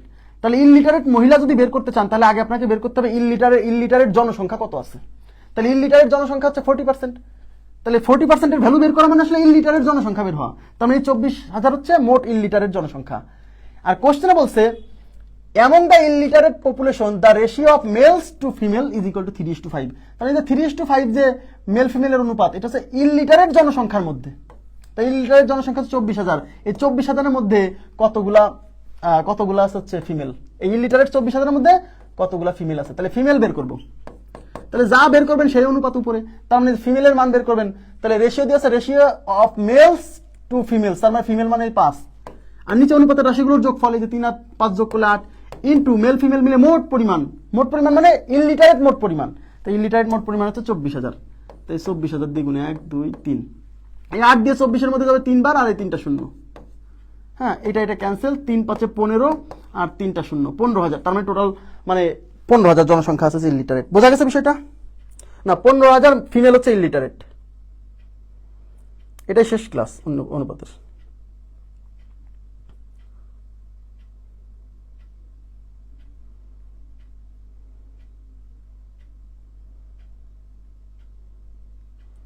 জি, বইয়ের ওইটা করাবো, সমস্যা নেই। এখানে 40% বের করার কারণ কি আগে বোঝেন। বের করতে বলছে যে how many females R illiterate, মানে কতগুলো মহিলা ইলিটারেট।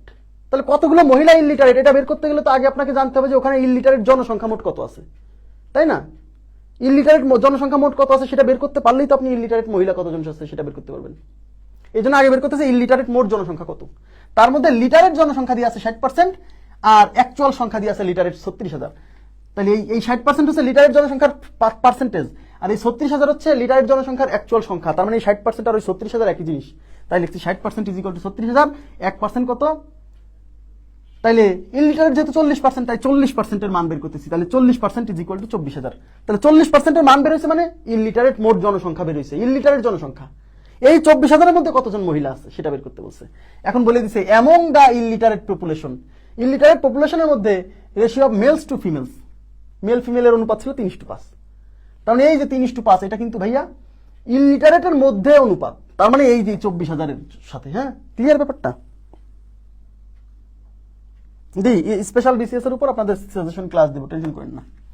এবার বলছে if 1 star equals to 4 circles, মানে একটা তারকা যদি 4টা সার্কেলের সমান হয়, মানে একটা তারকা এই যে তারকা আঁকবো কেমনে জানো,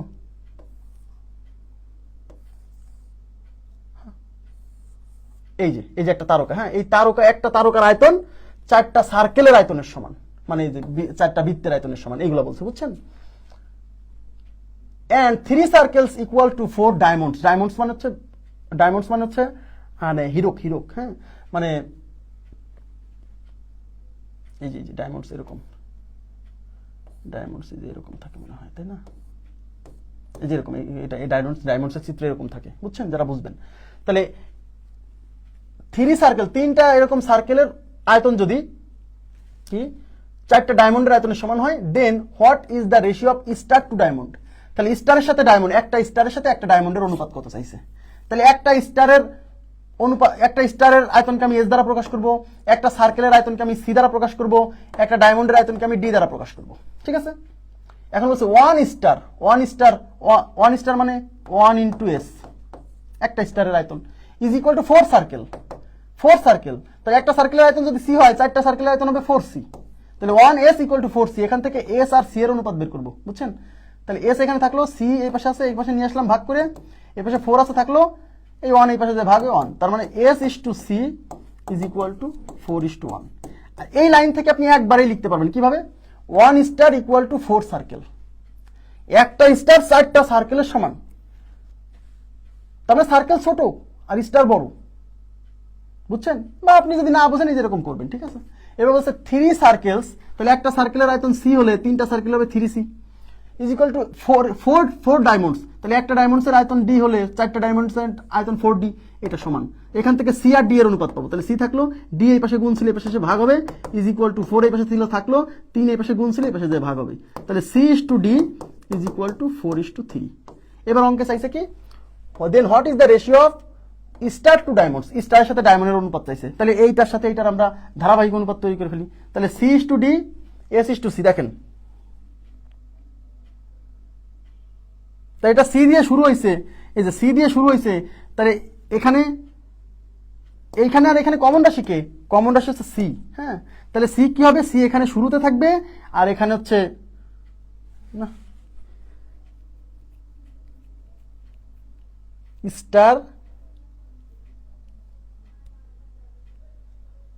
স্টার সার্কেল ডায়মন্ড, কোনো সমস্যা নেই। এই এস ইস টু সি, এই যে দেখেন, এদিকে দেখেন, এস ইস টু সি এখানে আছে না? তাহলে এখানে এস ইস টু সি আছে, এখানে কমন রাশিটা এখানে আছে, আর এই কমন রাশিটা এখানে শুরুতে আছে। তাহলে এই জিনিসটাকে এখানে নিয়ে আসি, এই যে সি ইস টু ডি, এই যে C is to D is equal to কি 4:3। তাহলে ধারাবাহিকভাবে প্রকাশ করার শর্ত কি? কমন রাশি এখানে শেষে থাকবে, কমন রাশি এখানে শুরুতে থাকবে। এবার দন নিয়ম করলে এই যে স্টার সার্কেল ডায়মন্ড, তাহলে star is to circle is to diamond. তাহলে দন নিয়মে এই দুটা গুণ হবে 4 4 16 ইস টু 4 1 4 ইস টু 3 1 3, তাহলে 16 ইস টু 4 ইস টু 3। এখন কোশ্চেনে চাইছে কার কার? স্টার টু ডায়মন্ড, তাহলে স্টার মানে শুরুতে, ডায়মন্ড মানে শেষে, তাহলে 16 ইস টু 3, তাহলে উত্তর হচ্ছে 16 is to 3। B number option is right. আপনারা কি বুঝছেন? B number option is right, 16 is to 3।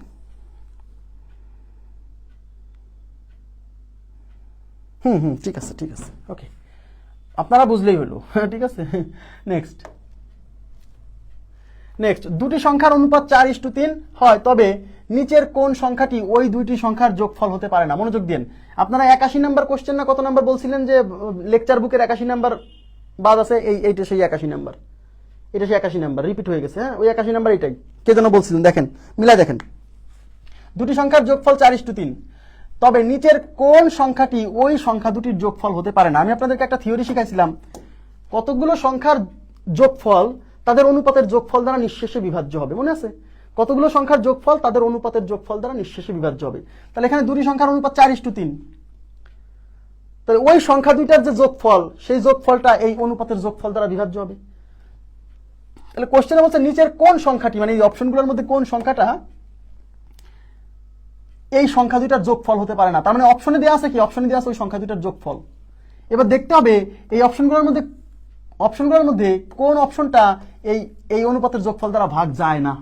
তাহলে 112, দেখেন 112কে এই 4 আর 3 যোগ করলে কত হয়? 4 আর 3 7, 7 দিয়ে ভাগ করেন। 154কে 7 দিয়ে ভাগ করেন। 178কে 7 দিয়ে ভাগ করেন, দেখেন ভাগ করা যায় কিনা।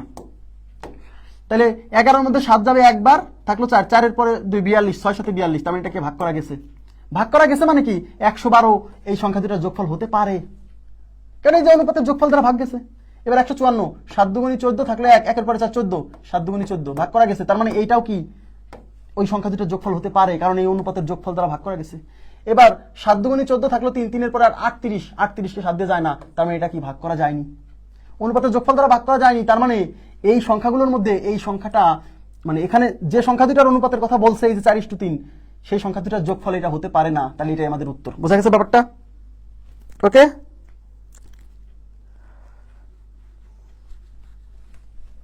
নেক্সট, এ জার কন্টেইনস, মনোযোগ দিন, a jar contains black and white marbles. কোন একটা জার মানে পাত্র, হ্যাঁ একটা পাত্র কি করছে? কন্টেইনস করা মানে কন্টেইন মানে ওই পাত্রের মধ্যে আছে আর কি, বুঝছেন? একটা জারের মধ্যে ব্ল্যাক এবং হোয়াইট মার্বেল আছে, মানে কালো এবং সাদা মার্বেল আছে। If there are 30 marbles in the jar, যদি ওই জারের মধ্যে 30টা মার্বেল থাকে, জারের মধ্যে মোট 30টা মার্বেল আছে, মানে ব্ল্যাক এবং হোয়াইট মিলে মোট 30টা, মানে এই 30 হচ্ছে ব্ল্যাক হোয়াইট মিলে মোট মার্বেল। হ্যাঁ, বলছে all of the following could be the ratio of black to white marbles except, মানে কি জানেন? অল অফ দ্য ফলোইং বলতে এই অপশনগুলোকে বোঝাচ্ছে, এই অপশনগুলোকে বোঝাচ্ছে। অল অফ দ্য ফলোইং মানে অপশনগুলোর মধ্যে সব could be the ratio of black to white marble, মানে ওই পাত্রের মধ্যে যে ব্ল্যাক আর হোয়াইট মার্বেল আছে, সেই ব্ল্যাক আর হোয়াইট মার্বেলের রেশিও হবে এক্সেপ্ট কোনটা বাদে। তার মানে অপশনগুলোর মধ্যে কোনটা বাদে সবগুলো ব্ল্যাক এবং হোয়াইট মার্বেলের অনুপাত হবে। এখন আমাকে বলেন, ব্ল্যাক এবং হোয়াইট মার্বেল মিলে মোট আছে 30টা, এদিকে তাকান, ব্ল্যাক এবং হোয়াইট মিলে মোট আছে 30টা, তাহলে কি? তাহলে এই মোট যে, তার মানে কি এটা হচ্ছে ব্ল্যাক এবং হোয়াইট মার্বেলের যোগফল। তাহলে ব্ল্যাক এবং হোয়াইট মার্বেলের যোগফল কি হবে? ব্ল্যাক এবং হোয়াইট মার্বেলের অনুপাতের যোগফল দ্বারা বিভাজ্য হবে, এটা তো আমরা পড়ছি, তাই না? দুইটা সংখ্যার যোগফল ওই সংখ্যা দুটার অনুপাতের যোগফল দ্বারা বিভাজ্য হবে, শিওর। এখানে সংখ্যা না বলে ব্ল্যাক আর হোয়াইট মার্বেল বলছে, তা ব্ল্যাক আর হোয়াইট মার্বেলের সংখ্যাও তো সংখ্যা, তাই না? সেটা তো একটা নাম্বার। তাই 30 কি? 30 হচ্ছে ব্ল্যাক আর হোয়াইট মার্বেলের যোগফল। তাই যোগফল কি হবে? ব্ল্যাক আর হোয়াইট মার্বেলের অনুপাত দ্বারা বিভাজ্য হবে। তাহলে অপশনে যেগুলো দেওয়া আছে তার মধ্যে যে অপশন থেকে অনুপাতের যোগফল দিয়ে আমি এটাকে ভাগ করতে পারবো, সেগুলো কি হতে পারে? ওই জারের মধ্যে ব্ল্যাক আর হোয়াইট মার্বেলের অনুপাত হতে পারে। আর এই অপশনগুলোর মধ্যে যে অপশন থেকে আমি অনুপাতের যোগফল দিয়ে এটাকে ভাগ করতে পারবো না, ওই ব্ল্যাক আর হোয়াইট মার্বেলের অনুপাত ওইটা হতে পারে না, বুঝছেন? তাই 9 আর 1 যোগ করলে 10, 10 30 কে ভাগ করতে পারে, তার মানে এটা হতে পারে। 7 আর 3 যোগ করলে হয় 10, 10 দিয়ে 30 কে ভাগ করা যায়, তার মানে এটাও হতে পারে। 1 আর 1 যোগ করলে হয় 2, 2 দিয়ে 30 কে ভাগ করা যায়, এটাও হতে পারে। 1 আর 4 যোগ করলে হয় 5, 5 দিয়ে 30 কে ভাগ করা যায়, এটাও হতে পারে। 1 আর 10 যোগ করলে 11, 11 দিয়ে 30 কে ভাগ করা যায় না, তার মানে 1:11 ব্ল্যাক এবং হোয়াইট মার্বেলের অনুপাত হতে পারে না। তাই আমাদের উত্তর এটা। ক্লিয়ার ব্যাপারটা? বুঝছেন? কারেন্ট চলে গেছে, কোন সময় স্মার্টবোর্ড বন্ধ হয়ে আল্লাহ জানে। কারেন্ট চলে গেছে মেলাক্ষণ, টাইমে অস্থির অবস্থা। আচ্ছা, আমাদের এইটা এরপরে আছে, আর এরপরে নাই। এরপরে আমি দুইটা অঙ্ক আপনাদের লিখে দেখাবো। এ বক্স কন্টেইনস 24 বলস, তার মানে একটা বক্সের মধ্যে 24টা বল আছে। Some red and some black, তার মানে কিছু আছে লাল, কিছু আছে কালো। Each of the following could be the ratio of red to black balls except, তার মানে এই যে নিচে যেগুলো দেওয়া আছে তার মধ্যে প্রত্যেকেই রেড এবং ব্ল্যাক বলের রেশিও হবে এক্সেপ্ট 1, এক্সেপ্ট মানে কোন একটা বাদে, কোনটা বাদে বাকি সবগুলোই কি হবে? প্রত্যেকটাই রেড এবং ব্ল্যাক বলের অনুপাত হবে। তাহলে মোট 24টা বল আছে, খেয়াল করেন, মোট 24টা বল আছে, তার মানে কি রেড এবং ব্ল্যাক বলের যোগফল হচ্ছে 24। তাহলে এই যে দুইটা বলের যোগফল, এটা কি হবে? ওই বল দুইটার যে অনুপাতে ওই বল দুইটা দেওয়া আছে তাদের যোগফল দ্বারা ভাগ যাবে, তাই না? আমার কথা কি বুঝছেন? তাহলে এই যে রেড কি red to black ball except each of the following could be the ratio of red to black, তার মানে এই অপশনে যেগুলো আছে তার প্রত্যেকেই রেড এবং ব্ল্যাক বলের রেশিও হবে একটা বাদে, কোনটা বাদে সেটা চাইছে। এই অনুপাতের যোগফল 1 আর 1 যোগ করলে 2, 2 দিয়ে 24 কে ভাগ করা যায়, তার মানে এই অনুপাতটা হতে পারে। হ্যাঁ, 3 আর 1 4, 4 দিয়ে 24 কে ভাগ করা যায়, ইয়েস, তার মানে এই অনুপাতটাও হতে পারে, মানে রেড এবং ব্ল্যাক বলের অনুপাত। 5 আর 3 8, 8 দিয়ে এটাকে ভাগ করা যায়, তার মানে এটাও হতে পারে। দেখেন 5 আর 1 6, 6 দিয়ে এটাকে ভাগ করা যায়, তাহলে ওইটাও হতে পারে। 4 আর 3 7, এই যে অনুপাতের যোগফল 7, 7 দিয়ে 24 কে ভাগ করা যায় না, তার মানে এই অনুপাতটা কখনোই হবে না। হ্যাঁ, 4:7 এই অনুপাত কখনোই হবে না। ক্লিয়ার ব্যাপারটা? ক্লিয়ার? হ্যাঁ, ওকে ওকে। আচ্ছা, এগুলো শেষ। এখন আমি দুইটা অঙ্ক লিখে দিব আপনাদেরকে, আপনারা একটু আমার সাথে সাথে লিখে নেবেন, বুঝছেন? আপনারা লিখে নেবেন আমার সাথে, আমাদের লেকচার বুকেও নাই এগুলো, ওই র্যান্ডম প্রবলেমসও নাই। আর এই যে এখানে লাস্টে যে 4টা অঙ্ক করালাম, এই 4টা অঙ্ক কিন্তু র্যান্ডম প্রবলেমসও পাবেন না, এগুলো কিন্তু এক্সট্রা অঙ্ক। এগুলো এই লাস্টে যে 4টা করালাম, 1 2 3 4 লেখা ছিল না, তুলে নিন। হ্যাঁ, তুলে নিন। হ্যাঁ, এখন দুইটা অঙ্ক লেখেন। ইফ এই দুটো অঙ্ক লেখেন, এই দুটো হলে শেষ। আপনাদের অনেক কষ্ট দিলাম অনুপাত সমানুপাত পড়াতে এসে, কিন্তু আপনাদের যে কি উপকার করলাম এটা বুঝবেন পরে। 1 ডিভাইডেড বাই 3, হ্যাঁ, তারপর b divided by c is equal to 2, c divided by d is equal to half, হ্যাঁ, d divided by e is equal to 3, and e divided by f is equal to 1 divided by 4. Okay, then what is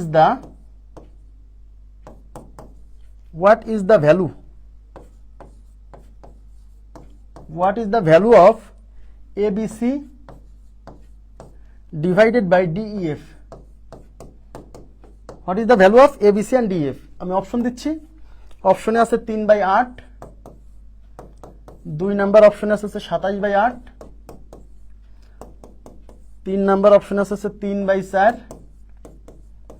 4 number অপশনে আছে 27/4। দেখেন এখানে কি চাইছে, সবাই একটু মনোযোগ দেন। আচ্ছা, এখানে নির্ণয় করতে বলছে a by b মানে h to b 1:3, বুঝছেন? b by c 2:1, নিচে কিছু নাই মানে 1 আছে, এখানে নিচে কিছু নাই মানে 1 আছে, বুঝছেন? 2:1। আচ্ছা, এখানে সি বাই ডি 1/2 মানে 1:2, ডি বাই ই মানে 3, 3 এর নিচে কিছু নেই মানে 1, তার মানে ডি ইস টু ই হচ্ছে 3:1, ই বাই এফ হচ্ছে 1/4 মানে 1:4।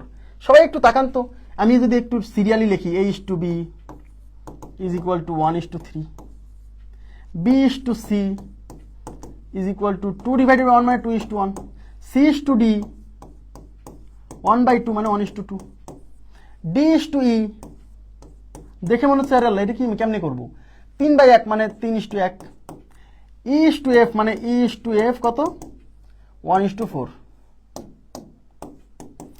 দেখেন এখান থেকে A B C D E F এর ধারাবাহিক অনুপাত তৈরি করতে হবে। এখন বলেন ধারাবাহিক অনুপাত তৈরি করার শর্ত হচ্ছে প্রথমে যে অনুপাত, প্রথম অনুপাতের শেষে যে আছে পরে সেটা দিয়ে শুরু হবে, দ্বিতীয় অনুপাতের শেষে যে আছে পরেরটা সেটা দিয়ে শুরু হবে, হয়েছে?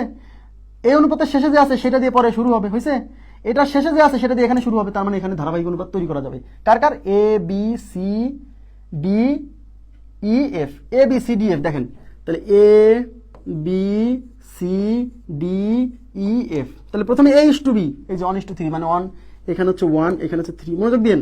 বি ইস টু সি 2:1, তার মানে এখানে হচ্ছে 2, এখানে হচ্ছে 1, okay. C is to E 1:2, C is to D sorry 1:2, এই যে ডি ইস টু ই 3:1, তাহলে এই যে এখানে হচ্ছে ডি, এই যে এখানে হচ্ছে ডি, হ্যাঁ এখানে হচ্ছে ডি, আর এই যে এখানে হচ্ছে ই 3:1, ওকে। ই ইস টু এফ 1:4, তাহলে এটা হচ্ছে ইর মান 1, এফ এর মান হচ্ছে 4। দেখেন এবার এখানে ফাঁকা জায়গা, এখানে ফাঁকা জায়গা, এখানে ফাঁকা জায়গা, এখানে ফাঁকা জায়গা, এখানে ফাঁকা জায়গা, এখানে ফাঁকা জায়গা, এখানে ফাঁকা জায়গা, এখানে ফাঁকা জায়গা, এখানে ফাঁকা জায়গা, এখানে ফাঁকা জায়গা, ব্যাস। এখানে ফাঁকা জায়গা, এখানে ফাঁকা জায়গা, এখানে ফাঁকা জায়গা, এখানে ফাঁকা জায়গা, এখানে ফাঁকা জায়গা, এখানে ফাঁকা জায়গা, এখানে ফাঁকা জায়গা, এখানে ফাঁকা জায়গা, এখানে ফাঁকা জায়গা, এখানে ফাঁকা জায়গা। এই ফাঁকা জায়গা এই 3 বসবে এই সব জায়গায়, 3 3 3 3, হ্যাঁ।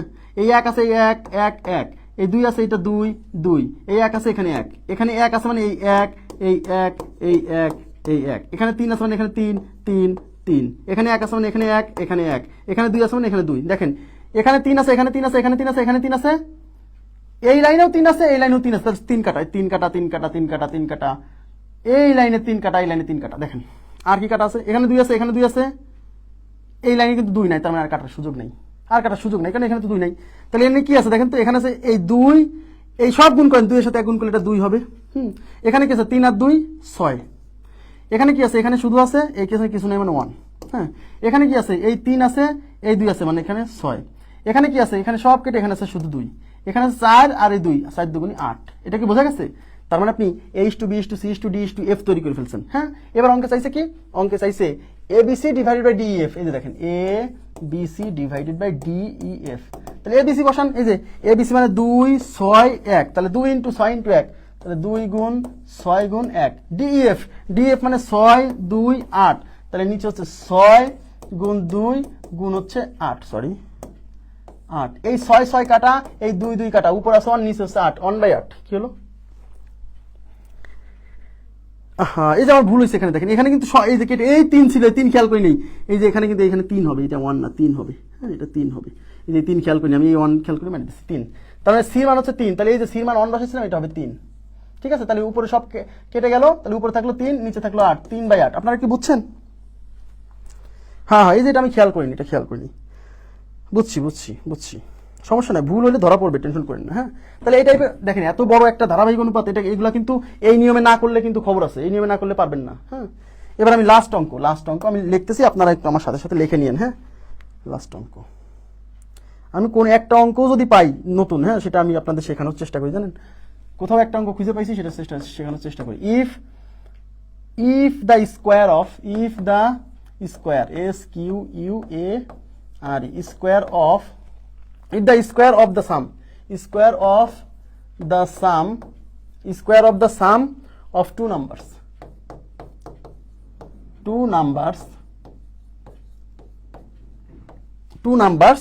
is equal to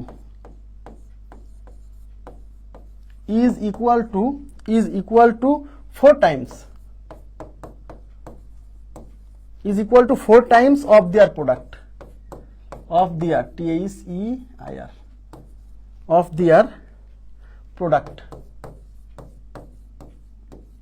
of their product, then the ratio,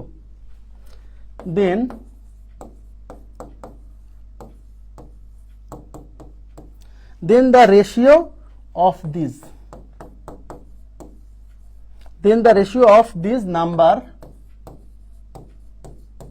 numbers is, হ্যাঁ, 1 নাম্বার অপশন হচ্ছে 2:1, 2 নাম্বার অপশন হচ্ছে 1:3, 3 নাম্বার অপশন হচ্ছে 1:1, 4 নাম্বার অপশন হচ্ছে 1:2। খুবই সহজ কোশ্চেন, এবং এই কোশ্চেনটা আমি আমাদের লেকচার বুকেও আছে, শুধু এরকম লেখা না দিয়ে সরাসরি ইকুয়েশনটা দেওয়া আছে, মানে এই লেখাটা ইকুয়েশন আকারে সাজালে যা হবে সেটা আমাদের বইয়ে দেওয়া আছে। কি বলছে? If the square of the sum of the two numbers, তার মানে কি, যদি দুইটা সংখ্যার যোগফলের বর্গ, বুঝেন, দুইটা সংখ্যার যোগফলের বর্গ, if the square of the sum of the two numbers, তার মানে দুইটা সংখ্যার যোগফলের বর্গ যদি কি হয়, is equal to 4 times of their product, 4 times of their product মানে গুণফল, তার মানে তাদের গুণফলের 4 গুণের সমান হয়, then the ratio of this number, আমি ধরে নিচ্ছি এখানে সংখ্যা কয়টা, দুইটা, ধরে নিচ্ছি সংখ্যা দুইটা এক্স ও ওয়াই, এদিকে তাকান, ধরে নিচ্ছি সংখ্যা দুইটা এক্স ও ওয়াই। এবার কি বলছে? If the square of the sum of two number, তার মানে এই দুইটা সংখ্যার যোগফলের বর্গ, তাহলে এক্স আর ওয়াই এর যোগফলের বর্গ মানে এক্স প্লাস ওয়াই, তার বর্গ হচ্ছে X plus Y whole square. সংখ্যা দুইটার যোগফলের বর্গ কার সমান? Is equal to the 4 times of their product, তাহলে তাদের গুণফলের 4 গুণের সমান, তাহলে এদের গুণফল মানে এক্স আর ওয়াই এর গুণফল মানে এক্স ওয়াই, এই এক্স ওয়াই এর গুণফলের কি 4 গুণের সমান, মানে এই হলো আমাদের ইকুয়েশন। এটা আমাদের বইয়ে লেকচার বুকে এরকম একটা অঙ্ক করাইছি, এটা দিয়ে বলছে, এরকম ইকুয়েশন দিয়ে বলছে এক্স ইস টু ওয়াই কত, আর এখানে এই ইকুয়েশন না দিয়ে সেই কথাটা লিখে দিছে, ওই লেখা থেকে এই ইকুয়েশন সাজাতে হবে।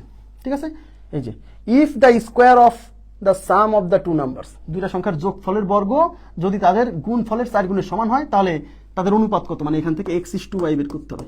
বুঝছেন? এটা ভেঙে লেখেন, এ প্লাস বি হোল স্কোয়ারের সূত্রে ফেলেন, A square plus B square plus 2ab is equal to কি 4xy। তো এখানে হচ্ছে 4xy, এখানে হচ্ছে 2xy, এই 2xy এর পাশে নিয়ে বিয়োগ করেন, তাহলে এই পাশে থাকবে X square plus Y square is equal to, খেয়াল করেন, আমি একটু ফেসবুকটা বের করি,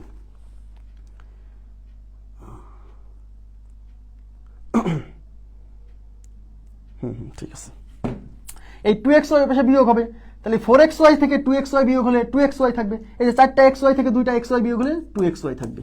এবার 2xy এই পাশে নিয়ে আসলে একটা সূত্রে পড়বে, দেখেন এখানে হচ্ছে X square plus Y square, এই 2xy এই পাশে আসলে minus 2xy is equal to, এই পাশ থেকে যেহেতু এটা নিয়ে আসছে এই পাশে হয়ে যাবে 0, তো এটা a square plus B square minus 2ab, তার মানে এটা হচ্ছে a মাইনাস বি হোল স্কোয়ারের সূত্রে পড়ছে, তো এইটুকু হচ্ছে a minus b whole square, মানে x মাইনাস ওয়াই এর whole square is equal to 0।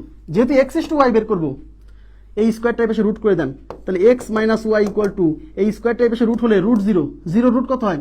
0ই হয়, 0 রুট কত? 0, এই ওয়াই ওই পাশে নিয়ে যান, তাহলে এক্স ইকুয়াল টু এই মাইনাস ওয়াই ওই পাশে প্লাস ওয়াই হবে। এবার আমার যেহেতু এক্স ইস টু ওয়াই চাইছে, মানে এক্স ডিভাইডেড বাই ওয়াই, তাই না? তাহলে এই পাশে এক্স থাকলো, এই ওয়াই এই পাশে গুণ আছে, দেখেন এই পাশে কিছু নাই মানে কিন্তু এই পাশে অন গুণ আকারে আছে, অনেকে বোঝে না, এই পাশে কিছু নাই মানে কিন্তু অন গুণ আকারে আছে, অর্থাৎ ওয়াইকে যখন আমি এই পাশ থেকে এই পাশে নিয়ে আসবো, এই ওয়াই এই পাশে গুণ আছে, এই পাশে এসে ভাগ হবে, ওই পাশে কিছু থাকলো মানে 1 থাকলো, বুঝছেন? তাহলে এক্স বাই ওয়াই হচ্ছে 1, 1 এর নিচে কিছু নাই মানে 1, তার মানে এটা হচ্ছে 1:1, বুঝছেন? অর্থাৎ x is to Y is equal to 1:1। Clear? Clear? বোঝা গেছে? আর এই লাইন থেকে বুঝে গেছি, এই যে কই, এই যে x minus y equal to 0, অর্থাৎ x is equal to y, x আর ওয়াই সমান হয়েছে, দুইটা জিনিস সমান হওয়ার অর্থ কি? দুইটা জিনিস সমান হওয়া মানে অর্থ মানে তাদের অনুপাত 1:1 হওয়া, দুইটার অনুপাত 1:1 মানে কি, ওই দুইটা রাশির মান সমান, তাহলে এই যে উত্তর হচ্ছে এটা। ঠিক আছে, হয়েছে এটা। এর সাথে সাথে এই যে অনুপাত সমানুপাতের একটা মেগা চ্যাপ্টার শেষ করে দিলাম, 14টা ক্লাস নিছি, আপনাদের ভালোর জন্যই নিছি। যাদের অ্যাবিলিটি আছে, মানে যারা নবম দশম গ্রেডের চাকরি করতে চান, তাদের অ্যাবিলিটি না থাকলেও অ্যাবিলিটি তৈরি করতে হবে, না হলে চাকরি হবে না, মানে নর্মাল প্রিপারেশনে নবম দশম গ্রেডের চাকরি হবে না, এখন প্রচুর কম্পিটিশন, তাদেরকে পড়তে হবে, এগুলা বুঝে বুঝে সুন্দর করে টাইম দিয়ে পড়তে হবে, একসময় আপনি নিজেই পারবেন, আমার হেল্পার লাগবে না, বুঝছেন? ধৈর্য থাকতে হবে। আর যাদের ভাই আমার তো এত কিছু পড়া সম্ভব না, আমি অল্প করে তাড়াতাড়ি চাকরি পেতে চাই, মানে 14-15 গ্রেড যাই হোক হলেই হলো, তারা এই ক্লাস করবেন না, তারা করবেন প্রাইমারি গ্রুপের ক্লাস, তাহলেই হবে, ওখানে তো অল্প ক্লাসই শেষ করে দিব, জাস্ট সহজ সহজ জিনিস পড়াবো। তো ঠিক আছে, আজকের মতো এই পর্যন্ত রাখছি, আগামীকাল থেকে শুরু হচ্ছে লসাগু গসাগু আর অনুপাত সমানুপাতের উপর একটা পরীক্ষা নিব সামনের সপ্তাহে, আমি আপনাদের ডেট দিব, প্রশ্ন আমি করতেছি, 40টার মতো এমসিকিউ করব, এই পরীক্ষার জন্য প্রস্তুতিটা নিয়েন, মানে একটু রিভিশন দিয়ে পরীক্ষাটা দিয়েন। ওকে, তো আজকের মতো এই পর্যন্ত রাখছি, ভালো থাকবেন সবাই, আল্লাহ হাফেজ, শুভরাত্রি। কারো কোনো কোশ্চেন আছে? হুম হুম হুম ওকে, ঠিক আছে, ভালো থাকেন।